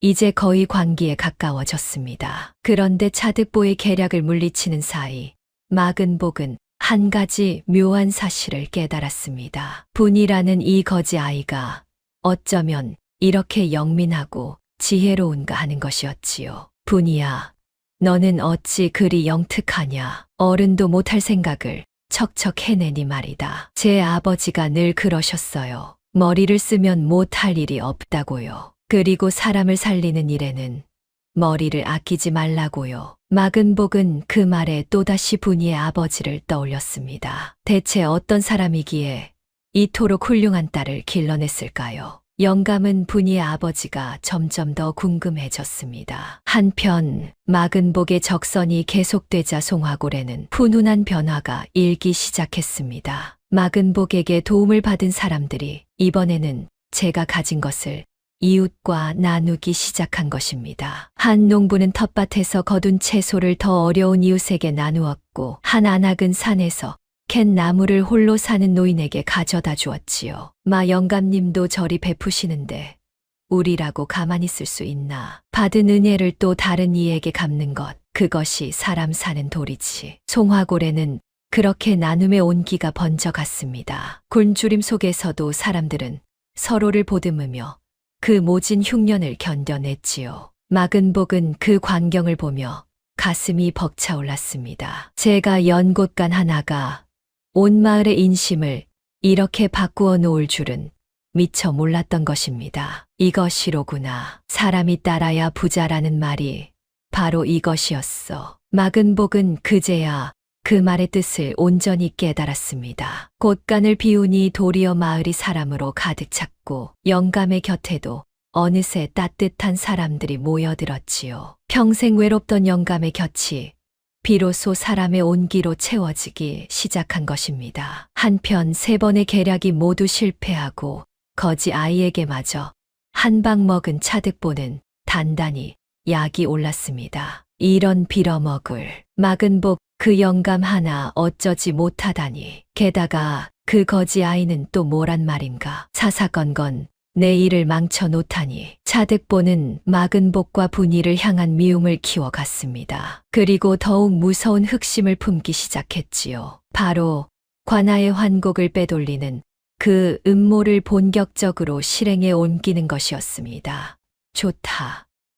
이렇게 된 이상 송화골 곡식 줄을 통째로 내가 틀어주겠다. 관아 환곡까지 내 손에 들어오면 막은 복 따위가 아무리 죽을 나눈들 무슨 소용이겠나. 송화골 사람들은 결국 내 발밑에 엎드리게 될 게야. 차득보의 음흉한 계략은 점점 더 무서운 방향으로 치달았습니다. 하지만 막은 복과 분이는 아직 그 무서운 음모의 실체를 알지 못했지요. 송화골에 들이운 검은 그림자는 그렇게 점점 짙어져 가고 있었습니다. 막은 복이 곳간을 연 지도 어느덧 여러 날이 지났습니다. 영감의 곳간은 차츰 비어갔지만 그 대신 영감의 곁에는 따뜻한 사람들이 가득 차올랐지요. 송화골 사람들은 이제 막은 복을 구두쇠 영감이 아니라 은인으로 우러러보게 되었습니다. 마 영감님 덕분에 우리 식구가 이 흉년을 넘기게 생겼소. 영감님은 송화골의 은인이시오. 이 은혜는 평생 잊지 않으리다. 사람들의 그런 말에 막은 복은 더 없는 보람을 느꼈습니다. 평생 곳간만 끌어안고 살며 느끼지 못했던 행복을 영감은 비로소 맛보고 있었지요. 그 중심에는 늘 분이가 있었습니다. 분이는 막은 복의 곁에서 죽을 나누고 사람들을 보살피고 차득보의 음모를 물리쳤습니다. 어느새 막은 복과 분이는 때려야 뗄 수 없는 사이가 되었지요. 막은 복은 분이가 거지 행색으로 떠도는 것이 못내 마음에 걸렸습니다. 그래서 하루는 분이에게 이렇게 말했지요. 분이야, 너 이제 우리 집에 들어와 살지 않겠느냐. 이 늙은이가 너를 친손녀처럼 거두어 주마. 더는 거지 행색으로 떠돌지 말고. 분이는 그 말에 잠시 망설였습니다. 사실 분이의 마음 한구석에는 영감에게 아직 밝히지 못한 비밀이 있었으니까요. 하지만 분이는 그 비밀을 차마 입 밖에 내지 못했습니다. 아직은 때가 아니라고 여겼던 것이지요. 고맙습니다, 나리. 하지만 아직은 조금만 더 기다려 주세요. 막은 복은 분이가 선뜻 받아들이지 않자 서운했지만 더는 채근하지 않았습니다. 다만 언젠가 분이를 꼭 거두리라 마음먹었지요. 그 무렵 막은 복에게 작은 변화가 하나 생겼습니다. 영감이 장롱 깊숙이 넣어두었던 옛 물건 하나를 다시 꺼내본 것입니다. 그것은 다름 아닌 젊은 시절 의형제 한석주와 나누어 가졌던 그 나무패였지요. 막은 복은 그 나무패를 손에 쥐고 한참을 들여다보았습니다. 곳간을 열고 사람들과 정을 나누면서 영감은 자꾸만 옛 생각이 났던 것입니다. 특히 의형제 한석주가 떠올랐지요. 석주, 그 사람, 내가 그토록 박대했건만 끝까지 나를 형님이라 부르며 도우려 했지. 내가 참으로 모진 짓을 했어. 막은 복은 뒤늦은 후회에 가슴이 저렸습니다. 가난한 옛벗을 외면하고 문전박대했던 그 일이 이제와 사무치게 부끄러웠던 것입니다. 석주는 지금 어디서 어찌 살고 있을까? 살아있다면 한 번이라도 찾아가 사죄하고 싶구나. 막은 복은 그렇게 중얼거렸습니다. 하지만 영감은 알지 못했습니다. 의형제 한석주가 이미 세상을 떠났다는 것을, 그리고 그 딸이 바로 제 곁에 있는 분이라는 것을 말입니다. 그 나무패를 본 분이가 순간 흠칫 놀랐습니다. 분이의 품속에도 똑같이 생긴 나무패 한 조각이 있었으니까요. 분이는 그것이 무엇을 뜻하는지 단번에 알아챘습니다. 하지만 분이는 아직 그 사실을 밝히지 않았습니다. 영감의 마음이 좀 더 단단해지기를, 그리고 진심으로 깨닫기를 기다렸던 것이지요. 아버지, 드디어 때가 가까워지고 있어요. 조금만 더 기다려 주세요. 분이는 그렇게 속으로 되뇌며 가만히 그 나무패를 어루만졌습니다. 한편 거듭된 계략의 실패로 단단히 독이 오른 차득보는 마침내 가장 무서운 음모를 실행에 옮기기 시작했습니다. 바로 관아의 환곡을 빼돌리는 일이었지요. 차득보는 매수한 아전과 짜고 관아 창고에 쌓인 환곡을 야금야금 빼돌렸습니다. 백성들에게 나누어 줄 구휼미를 제 곳간으로 빼돌린 것이지요. 그러고는 장부를 조작해 그 사실을 감쪽같이 숨겼습니다. 이제 송화골의 곡식은 죄다 내 곳간에 있다. 관아 환곡까지 내 손에 들어왔으니 이제 곧 곡식 값이 천정부지로 치솟을 게야. 그때 비싸게 되팔면 나는 송화골 제1의 부자가 되는 게지. 차득보의 곳간에는 어느새 곡식이 산더미처럼 쌓였습니다. 반면 관아 창고는 텅텅 비어갔지요. 하지만 사람들은 그런 줄도 모르고 흉년이 깊어지면 관아에서 환곡을 나누어 주리라 믿고 있었습니다. 그러던 어느 날 마침내 관아에서 환곡을 나누어 준다는 소식이 전해졌습니다. 굶주린 사람들이 환곡을 받으러 관아로 구름같이 몰려들었지요. 그런데 이게 웬일입니까? 관아 창고에는 나누어 줄 환곡이 거의 남아있지 않았던 것입니다. 이게 어찌 된 일이요? 환곡이 없다니. 분명 창고에 가득했던 환곡이 어디로 사라진 거요? 사람들은 발을 동동 굴렀습니다. 관아의 사또도 영문을 몰라 당황했지요. 분명 장부에는 환곡이 가득하다고 적혀 있는데 정작 창고는 텅 비어 있었으니까요. 이 소식을 들은 분이가 무언가 이상함을 직감했습니다. 날이 아무래도 이상해요. 관아의 환곡이 사라질 리가 없어요. 누군가 빼돌린 게 분명해요. 환곡을 빼돌렸다고 그게 누구란 말이냐? 아직은 모르겠어요. 하지만 분명 이 흉년을 틈타 큰 욕심을 부린 자가 있을 거예요. 제가 알아볼게요. 분이는 그날부터 관아 환곡이 사라진 까닭을 은밀히 캐기 시작했습니다. 그리고 마근복도 분이를 도와 함께 진상을 파헤치기로 했지요. 그런데 차득보는 분이와 마근복이 환곡 사건을 캐고 다닌다는 것을 곧 눈치챘습니다. 차득보는 발등에 불이 떨어진 것을 알고 더욱 교활한 술수를 부리기 시작했지요. 차득보의 역습이 본격적으로 시작된 것입니다. 차득보가 가장 먼저 한 일은 마근복과 분이의 약점을 캐는 것이었습니다. 차득보는 하수인들을 풀어 두 사람의 뒤를 캐게 했지요. 마근복 그 영감과 거지 아이의 약점을 알아와라. 무엇이든 좋다. 그자들을 무너뜨릴 거리를 찾아내란 말이다. 하수인들은 송화골 구석구석을 쑤시고 다니며 두 사람에 관한 소문을 캐냈습니다. 그러던 중 한 하수인이 솔깃한 정보를 물어왔지요. 자, 부자 어른, 알아냈습니다. 그 거지 아이 분이가 어디서 굴러온 집 자식인지 아무도 모른답니다. 떠돌이 거지인데 정체가 영 수상쩍다고들 하더이다. 차득보의 눈이 번뜩였습니다. 호, 정체를 모르는 거지 아이라. 옳거니 바로 그것이로구나. 차득보는 분이의 알 수 없는 정체를 약점으로 삼기로 했습니다. 출신을 모르는 떠돌이 거지라는 점을 물고 늘어지면 사람들의 의심을 살 수 있으리라 여겼지요. 차득보는 또한 마근복의 약점도 캐냈습니다. 마근복이 젊은 시절 빚보증을 잘못 써서 패가 망신했던 일, 그리고 그 후로 지독한 구두쇠로 살았던 일까지 죄다 알아냈지요. 마근복 그 영감이 본 뒤 인색하기로 소문난 자가 아니냐. 그런 자가 갑자기 곳간을 열다니 분명 무슨 꿍꿍이가 있는 게야. 그 점을 파고들면 되겠다. 차득보는 두 사람의 약점을 손에 쥐고 음흉한 미소를 지었습니다. 이제 본격적으로 두 사람을 무너뜨릴 차례였지요. 차득보의 두 번째 역습은 사람들을 이간질하는 것이었습니다. 차득보는 송화골 곳곳에 하수인을 풀어 마근복과 분이에 관한 흉흉한 소문을 퍼뜨리기 시작했지요. 그 거지 아이 분이라는 게 사실은 집 자식인지도 모르는 떠돌이라더군. 그런 정체 모를 아이가 마 영감 곁에 딱 붙어 있으니 영감 재산을 통째로 노리는 게 분명해. 맞아. 영감이 갑자기 곳간을 연 것도 다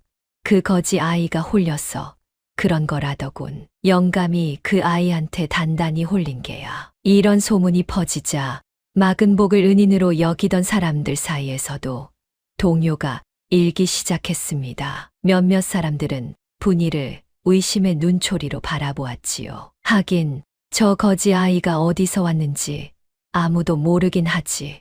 영감 재산을 노리고 접근한 거라면 영감이 불쌍하구먼. 분이는 사람들의 그런 수군거림에 가슴이 아팠습니다. 하지만 분이는 굳이 변명하지 않았지요. 떳떳하지 못한 것이 없으니 시간이 지나면 진실이 밝혀지리라 믿었던 것입니다. 하지만 차득보의 이간질은 더욱 교묘해졌습니다. 차득보는 이번에는 마근복에게 직접 접근하여 분이에 대한 의심을 부추겼지요.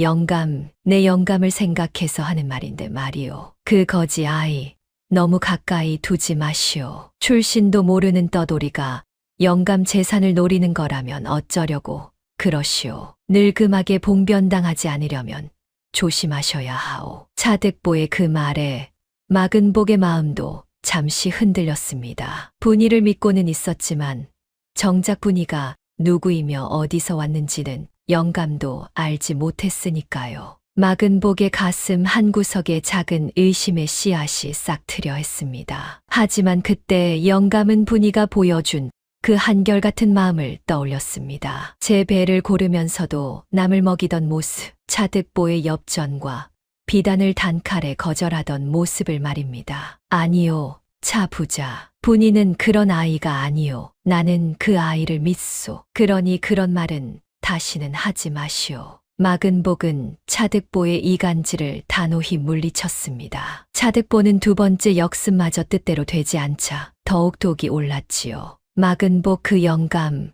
어지간히도 그 거지 아이를 믿는군.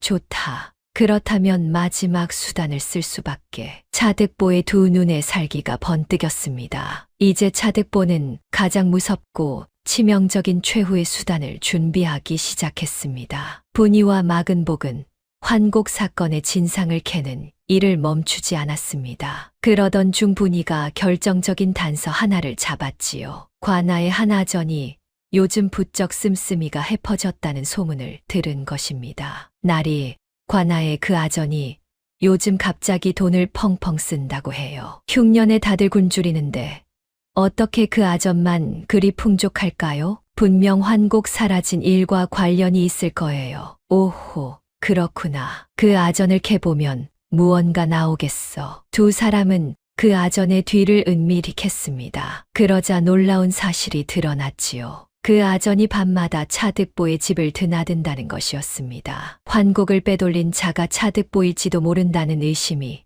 점점 짙어지기 시작한 것입니다. 차 부자, 설마 그 자가 환곡을 빼돌린 장본인이란 말인가? 마근복은 등골이 서늘해졌습니다. 그제야 차득보의 그 모든 음흉한 행동들이 하나로 꿰어졌지요. 곡식을 사들이고 죽 나눔을 방해하고 분이를 음해한 그 모든 것이 결국 환곡을 빼돌린 제 죄를 감추기 위한 짓이었던 것입니다. 하지만 아직 결정적인 증거가 없었습니다. 심증은 있으되 물증이 없으니 함부로 차득보를 고발할 수도 없었지요. 분이와 마근복은 차득보의 죄를 밝힐 증거를 찾기로 했습니다. 그런데 바로 그때 차득보가 준비한 최후의 수단이 두 사람을 덮쳐왔습니다. 송화골에 들이운 검은 그림자가 마침내 그 무서운 정체를 드러내려 하고 있었지요. 그 그림자의 끝에는 과연 어떤 일이 기다리고 있었을까요? EOF 파이썬 3 디프렌트 챕터 7 글자수 레노펜 챕터 7.x read strip 차득보가 준비한 최후의 수단은 차마 입에 담기도 끔찍한 것이었습니다. 바로 마근복의 곳간에 불을 지르는 일이었지요. 차득보의 셈은 이러했습니다. 마근복의 곳간을 불태워 버리면 마근복이 나누어 줄 곡식도 사라질 터. 그러면 송화골의 곡식줄은 오로지 제 곳간 하나만 남게 됩니다. 게다가 마근복과 분이가 환곡 사건을 캐고 있으니 그 전에 두 사람에게 큰 타격을 입혀 입을 막아야 했지요. 막은 복의 곳간만 불타 없어지면 송화골은 통째로 내 소나귀에 들어온다. 그 거지 아이와 영감도 곡식을 잃고 나면 별 수 없겠지. 이번에야말로 확실하게 끝장을 내주마. 차득보는 하수인들을 은밀히 불러 모았습니다. 그러고는 깊은 밤 막은 복의 곳간에 불을 지르라 명했지요. 참으로 악독하고 무서운 음모였습니다. 그런데 하늘이 도왔던 것일까요? 차득보의 이 끔찍한 음모를 분이가 우연히 엿듣게 되었습니다. 그날 밤 분이는 환곡 사건의 증거를 찾으러 차득보의 집 근처를 살피고 있었습니다. 그러다 담장 너머로 차득보가 하수인들에게 은밀히 명을 내리는 소리를 듣게 된 것이지요. 오늘 밤 삼경에 막은 복의 곳간에 불을 질러라. 아무도 모르게 흔적도 남기지 말고. 분이는 그 말을 듣고 소스라치게 놀랐습니다. 심장이 철렁 내려앉았지요. 큰일이다. 자, 부자가 곳간에 불을 지르려 한다. 어서 날있게 알려야 해. 분이는 한 걸음에 막은 복의 집으로 달려갔습니다. 그러고는 영감에게 다급히 이 사실을 알렸지요. 날이 큰일 났어요. 자, 부자가 오늘 밤 곳간에 불을 지르려 해요. 제가 직접 들었어요. 어서 막아야 해요. 막은 복은 그 말에 깜짝 놀랐습니다. 뭐라, 차득보가 곳간에 불을 지른다고 그 그자가 그토록 악독한 짓을 한단 말이냐. 네, 써요. 삼경에 불을 지르라고 했어요. 어서 사람들을 모아 곳간을 지켜야 해요. 막은 복은 즉시 노복들과 마을 장정들을 불러 모았습니다. 그러고는 곳간 주변에 몰래 숨어 차득보의 하수인들이 나타나기를 기다렸지요. 이윽고 삼경이 되자 과연검은 그림자 몇이 막은 복의 곳간으로 슬금슬금 다가왔습니다. 손에는 횃불을 들고 있었지요. 그들은 주위를 살피며 곳간 벽에 마른 집단을 쌓기 시작했습니다. 불이 잘 붙도록 기름까지 끼얹었지요. 숨어서 그 광경을 지켜보던 막은 복은 분노로 온몸이 떨렸습니다. 저런 천하의 악당들 같으니 사람 목숨이 달린 곡식에 불을 지르려 하다니. 막은 복은 끓어오르는 분노를 억누르며 그들이 결정적인 순간을 드러낼 때를 기다렸습니다. 이윽고 한 그림자가 횃불을 집단에 가져다 대려는 그 찰나였습니다. 저놈들을 잡아라. 막은 복의 호령과 함께 숨어있던 장정들이 우르르 달려들었습니다. 불을 지르러 온 하수인들은 그만 화들짝 놀라 횃불을 떨어뜨렸지요. 떨어진 횃불이 집단에 막 옮겨붙으려 했지만 미리 준비하고 있던 장정들이 재빨리 물을 끼얹어 불씨를 잡았습니다. 장정들은 순식간에 하수인들을 에워싸고 붙들었습니다. 네 이놈들, 누구의 사주를 받고 이런 짓을 하는 게냐. 막은 복이 추상같이 호령하자 붙들린 하수인들은 벌벌 떨며 입을 열었습니다. 살려주십시오. 저희는 그저 시키는 대로 했을 뿐입니다. 누가 시켰단 말이냐. 바른 대로 말하지 못할까. 차득보 어른께서 마 영감님 곳간에 불을 지르라 하셨습니다. 마침내 차득보의 이름이 그들의 입에서 터져 나왔습니다. 차득보가 곳간 방화를 사주했다는 것이 그 하수인들의 입을 통해 만천하에 드러난 것이지요. 곳간은 무사했고 방화범들은 모두 붙들렸습니다. 차득보의 최후의 수단은 분이의 기지로 보기 좋게 무산된 것입니다. 하지만 차득보는 호락호락한 자가 아니었습니다. 제 하수인들이 붙들렸다는 소식을 듣고도 차득보는 뻔뻔하게 잡아댔지요. 나는 모르는 일이오. 그 자들이 제멋대로 한 짓을 어찌 나에게 뒤집어 씌운단 말이오. 증거가 어디 있소? 증거가. 차득보는 모든 것을 부인했습니다. 하수인들의 증언만으로는 교활한 차득보를 처벌하기 어려웠지요. 차득보는 도리어 막은 복을 무고로 고발하겠다며 큰 소리를 쳤습니다. 막은 복, 내가 감히 나를 모함해 어디 두고 보자. 내 너를 가만두지 않으리라. 오히려 궁지에 몰린 것은 막은 복과 분이었습니다. 차득보가 관아의 아전과 짜고 있으니 도리어 두 사람이 곤경에 처할 판이었지요. 게다가 차득보는 분이의 정체를 물고 늘어졌습니다. 저 거지 아이부터 잡아들여야 하오. 어디서 굴러온지도 모르는 떠돌이가 멀쩡한 사람을 모함하다니 필시 무슨 흉계가 있는 게 분명하오. 차득보의 농간으로 분이는 졸지의 모함꾼으로 몰리게 되었습니다. 상황은 점점 분이와 마근복에게 불리하게 돌아갔지요. 차득보는 한술 더 떠서 관아의 마근복을 무고죄로 고발해 버렸습니다. 매수된 아전이 중간에서 농간을 부리니 사또도 차득보의 말에 솔깃해졌지요. 급기야 관아에서는 마근복과 분이를 잡아들여 문초하겠다는 영까지 내렸습니다. 마근복과 그 거지 아이를 당장 잡아들여라. 멀쩡한 양민을 모함한 죄를 엄히 다스리겠다. 이 소식이 전해지자 송화골 사람들은 술렁였습니다. 마근복에게 은혜를 입은 사람들은 분통을 터뜨렸지요. 이게 무슨 말도 안 되는 일이오. 마 영감님이 우리를 살리셨거늘 도리어 잡혀가시다니. 분명 차득보 그자가 농간을 부린 게야. 이대로 두고 볼 수 없소. 하지만 관아의 영이 떨어졌으니 백성들로서는 어쩔 도리가 없었습니다. 마근복과 분이는 꼼짝없이 관아에 끌려가 문초를 받을 처지가 되었지요. 차득보는 그 꼴을 보며 회심의 미소를 지었습니다. 흐흐, 마근복. 내가 아무리 발버둥 쳐도 결국 내 손바닥 아니니라. 이제 곧 송화골은 통째로 내 것이 될 게야. 설상가상으로 그 무렵 송화골의 흉년은 최악으로 치달았습니다. 마근복의 곳간마저 거의 바닥을 드러냈지요. 그토록 가득하던 곡식이 굶주린 사람들을 먹이느라 어느새 텅 비어버린 것입니다. 날이 곳간의 곡식이 이제 며칠치밖에 남지 않았습니다. 노복의 말에 마근복의 얼굴이 어두워졌습니다. 곳간을 여러 사람들을 먹인 것은 후회하지 않았지만 이제 더는 나누어 줄 곡식이 없다는 것이 가슴 아팠지요. 이 일을 어찌하면 좋단 말인가. 곡식은 다 떨어져 가고 차득보의 농간으로 우리는 도리어 궁지에 몰리고 마근복은 깊은 시름에 잠겼습니다. 곳간을 연 것이 잘한 일인지 영감은 처음으로 흔들렸지요. 평생 모은 곡식을 다 내어주고도 이제와 모함까지 받게 되었으니 말입니다. 그날 밤 마근복은 텅 빈 곳간 안에 홀로 앉아 있었습니다. 한때 천장까지 그득하던 곡식이 이제는 흔적도 없이 사라진 휑한 곳간이었지요.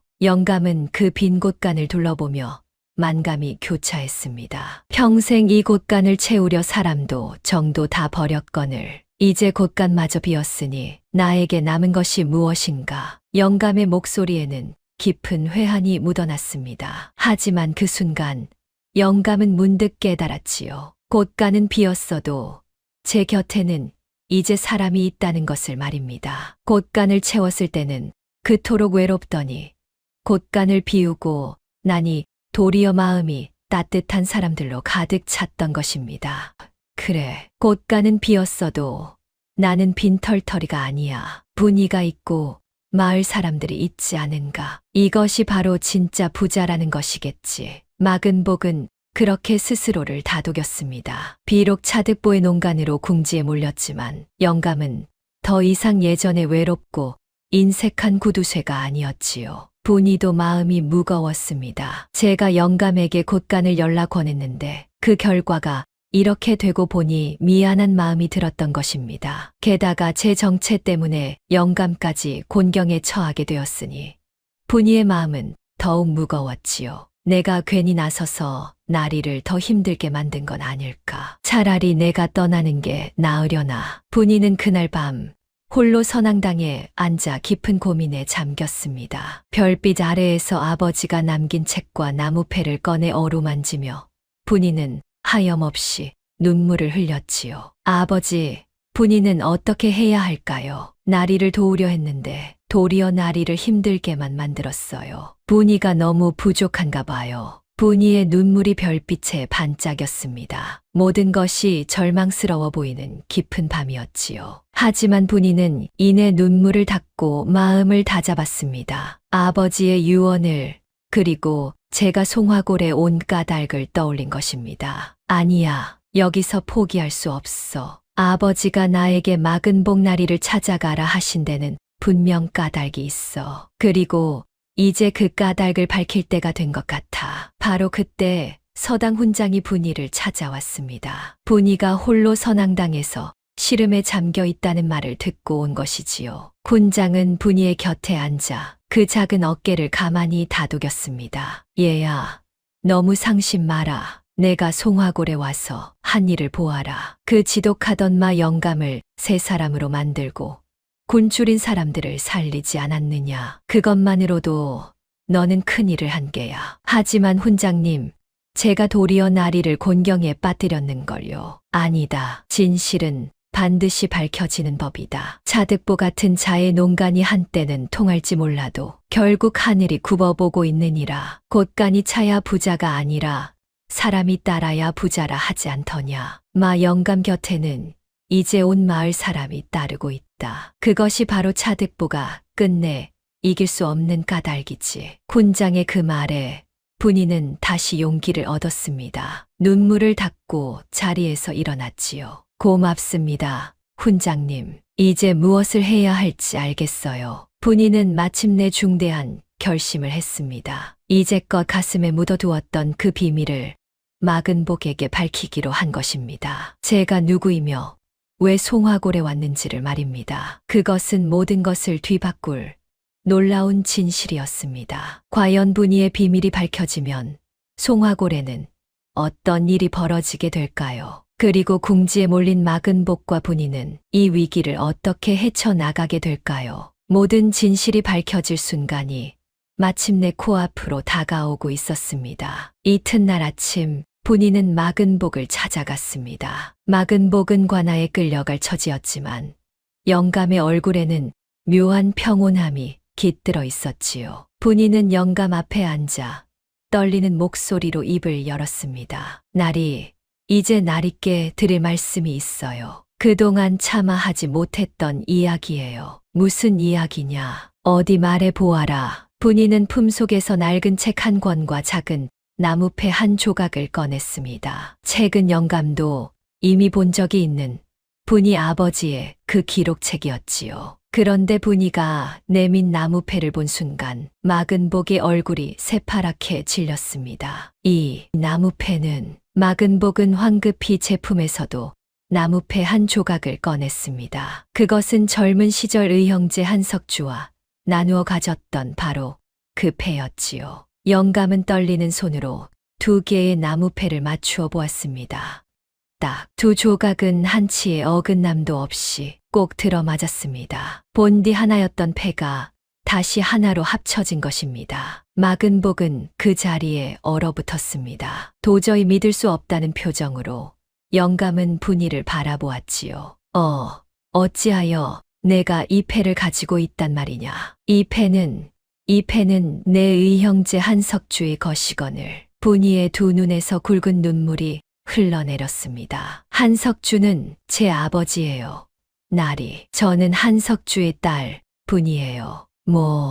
뭐라고? 마근복은 망치로 머리를 얻어맞은 듯한 충격에 휩싸였습니다. 이 거지 소녀가 제가 그토록 박대하고 외면했던 의형제 한석주의 딸이라니요. 바로 그때 분이가 제 머리카락을 쓸어 올려 왼쪽 귀 뒤를 보였습니다. 그곳에는 작은 반달 모양의 붉은 점이 또렷이 찍혀 있었지요. 나리, 이 점을 보세요. 제 아버지도 똑같은 점이 있었어요. 저희 집안 사람만 가지는 점이라고 아버지가 늘 말씀하셨지요. 마근복은 그 반달 모양의 붉은 점을 보는 순간 모든 의심이 눈 녹듯 사라졌습니다. 한석주의 귀 뒤에도 똑같은 점이 있었던 것을 영감은 똑똑히 기억하고 있었으니까요. 아, 정녕 내가 석주의 딸이란 말이냐. 마근복은 그 자리에 털썩 주저앉았습니다. 그러고는 어린아이처럼 엉엉 울기 시작했지요. 평생 흘리지 않았던 눈물이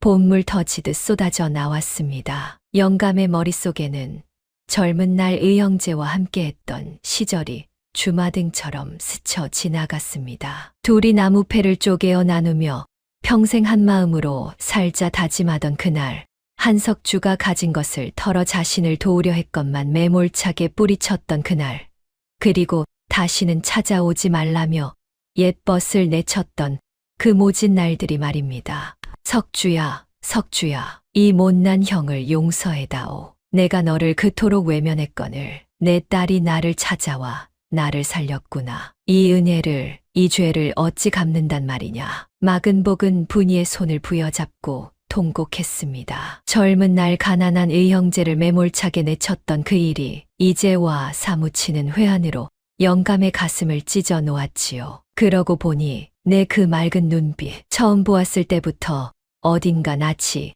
익다 했더니 석주를 꼭 빼닮았구나. 어찌 내가 진작 몰라보았을꼬. 영감은 그제야 깨달았습니다. 분이를 처음 본 순간 가슴이 철렁했던 까닭도, 그 책의 필체가 낯이 껐던 까닭도 모두 분이가 의형제의 핏줄이었기 때문이라는 것을 말입니다. 분이는 그런 영감을 가만히 안아주었습니다. 아버지는 나리를 원망하지 않으셨어요. 돌아가시는 순간까지 나리를 형님이라 부르셨는걸요. 그리고 제게 말씀하셨어요. 갈 곳이 없거든 송화골의 마근복을 찾아가라고. 그분은 본디 마음이 따뜻한 분이라고요. 그 말에 마근복은 더욱 오열했습니다. 제가 그토록 모질게 굴었건만 한석주는 끝까지 자신을 믿고 딸을 보냈던 것입니다. 내가 그동안 무슨 짓을 한 게냐. 석주의 딸을 거지로 떠돌게 하고 곳간 앞에서 내쫓기까지 했으니 나리, 이제 그만 자책하세요. 나리는 결국 곳간을 여셨잖아요. 사람을 살리는 길을 택하셨잖아요. 아버지가 살아계셨다면 분명 나리를 자랑스러워 하셨을 거예요. 분이의 그 말에 마근복은 비로소 눈물을 거두었습니다. 그러고는 분이를 꼭 끌어안았지요. 잃어버렸던 핏줄을 되찾은 듯한 그런 벅찬 감격이었습니다. 이제 마근복에게는 더 이상 두려울 것이 없었습니다. 영감은 분이의 손을 잡고 곧장과 나로 향했습니다. 차득보의 죄를 만천하에 밝히기 위해서였지요. 때마침 관하에서는 마근복과 분이를 문초하려던 참이었습니다. 차득보도 그 자리에 나와 능글맞은 웃음을 흘리고 있었지요. 하지만 마근복은 조금도 위축되지 않았습니다. 영감은 사또 앞에 당당히 나아가 외쳤습니다. 사또, 이 모든 일의 진범은 바로 저기 있는 차득보올시다. 차득보가 관아의 환곡을 빼돌리고 제 곳간에 불을 지르려 했으며 이제와 죄 없는 우리를 모함하고 있나이다. 차득보는 코웃음을 쳤습니다. 허허, 사또, 들으셨습니까? 저 영감이 끝까지 생사람을 잡는군요. 증거도 없이 무슨 망발이오. 그러자 분이가 나섰습니다. 분이는 그동안 은밀히 모아둔 증거들을 사또 앞에 펼쳐 놓았지요. 사또, 여기 증거가 있습니다. 차득보가 관아의 아전과 주고받은 서찰이옵니다. 환곡을 빼돌려 나누어 갖자는 내용이 또렷이 적혀 있지요. 그리고 곳간에 불을 지르려다 붙들린 자들의 증언도 있습니다. 모두 차득보의 사주를 받았다 하였습니다. 분이가 내민 서찰을 본 사또의 얼굴이 굳어졌습니다. 그것은 차득보와 아전이 환곡을 빼돌리기로 모의한 빼도 박도 못할 증거였지요. 분이가 차득보의 집 근처를 살피며 어렵게 손에 넣은 것이었습니다. 차득보, 이래도 발뺌을 하겠느냐. 사또의 호령에 차득보의 얼굴이 새파랗게 질렸습니다. 매수되었던 아전마저 겁에 질려 모든 것을 실토했지요. 사또, 소인이 죽을 죄를 지었습니다. 다 차득보가 시킨 일이옵니다. 환곡을 빼돌린 것도 장부를 조작한 것도 모든 죄가 백일하에 드러났습니다. 차득보는 그제야 사색이 되어 바닥에 엎드렸지만 이미 늦은 일이었지요. 차득보는 나라의 환곡을 빼돌리고 양민의 재산에 불을 지르려 한 데다 무고한 일을 모함한 죄가 크다. 그 재산을 모두 몰수하여 굶주린 백성에게 나누어 주고 차득보는 엄히 다스려 멀리 귀양 보내라. 사또의 추상 같은 판결이 내려졌습니다. 차득보는 제가 쌓아둔 곡식을 모조리 빼앗기고 송화골에서 멀리 쫓겨나는 신세가 되었지요. 남을 굶겨 제 배를 불리려던 자의 끝은 그렇게 비참했습니다. 평생 쌓은 재물도 욕심도 한순간에 모두 잃고 만 것입니다. 그런데 여기서 참으로 놀라운 일이 벌어졌습니다. 차득보에게서 몰수한 곡식이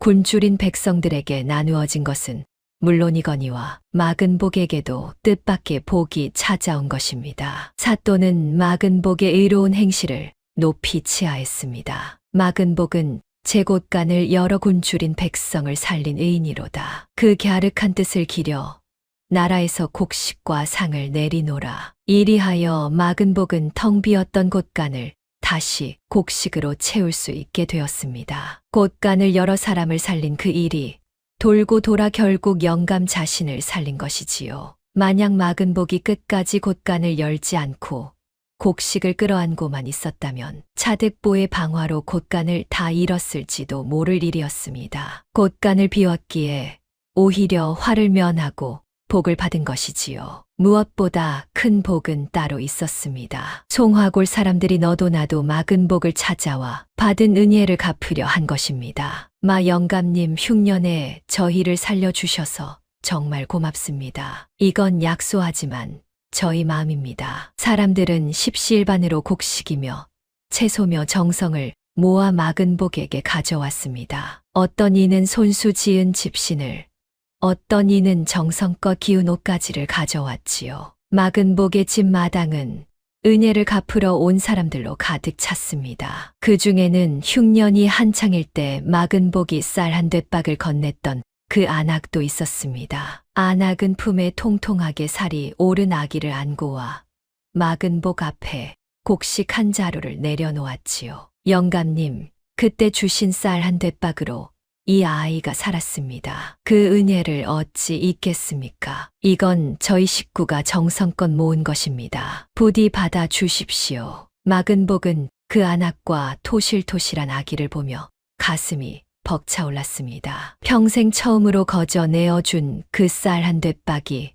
한 생명을 살리고 이렇게 되돌아온 것입니다. 고맙네. 정말 고마우이. 자네들이 잘 살아주니 이 늙은이가 더 바랄 게 없네. 마근복은 그 광경을 보며 눈시울을 붉혔습니다. 평생 곳간을 채워도 늘 외롭고 허전하더니 곳간을 비우고 나니 도리어 사람으로 가득 찬 것입니다. 영감은 그제야 서당 훈장이 했던 그 말의 뜻을 가슴 깊이 깨달았지요. 곳간이 차야 부자가 아니라 사람이 따라야 부자라. 이제야 그 말의 뜻을 알겠구나. 내 평생 곳간만 채우려 했으나 진짜 보물은 사람이었어. 사람의 마음이었어. 흉년이 지나고 송화골에 다시 봄이 찾아왔습니다. 들판에는 푸른 새싹이 돋아나고 사람들의 얼굴에는 웃음이 피어났지요. 마근복은 분이를 양녀로 거두었습니다. 거지 소녀였던 분이는 이제 마근복의 어엿한 딸이 되었지요. 영감은 분이에게 좋은 옷을 입히고 따뜻한 밥을 먹이고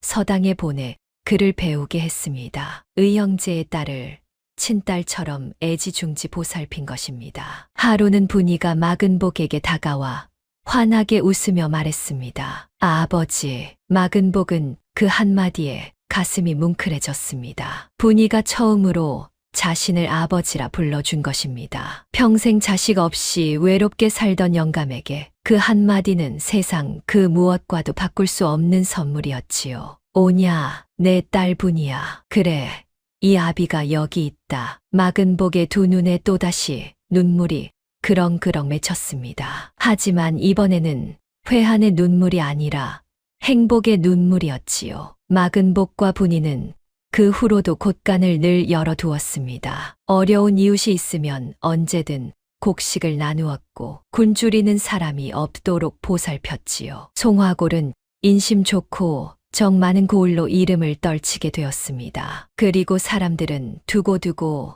이 이야기를 전했습니다. 지독한 구두쇠가 거지 소녀의 말을 듣고 곳간을 열어 마침내 진짜 부자가 된 이야기를 말입니다. 곳간이 차야 부자가 아니라 사람이 따라야 부자라는 것. 그것이 바로 마근복이 평생에 걸쳐 깨달은 가장 값진 가르침이었습니다.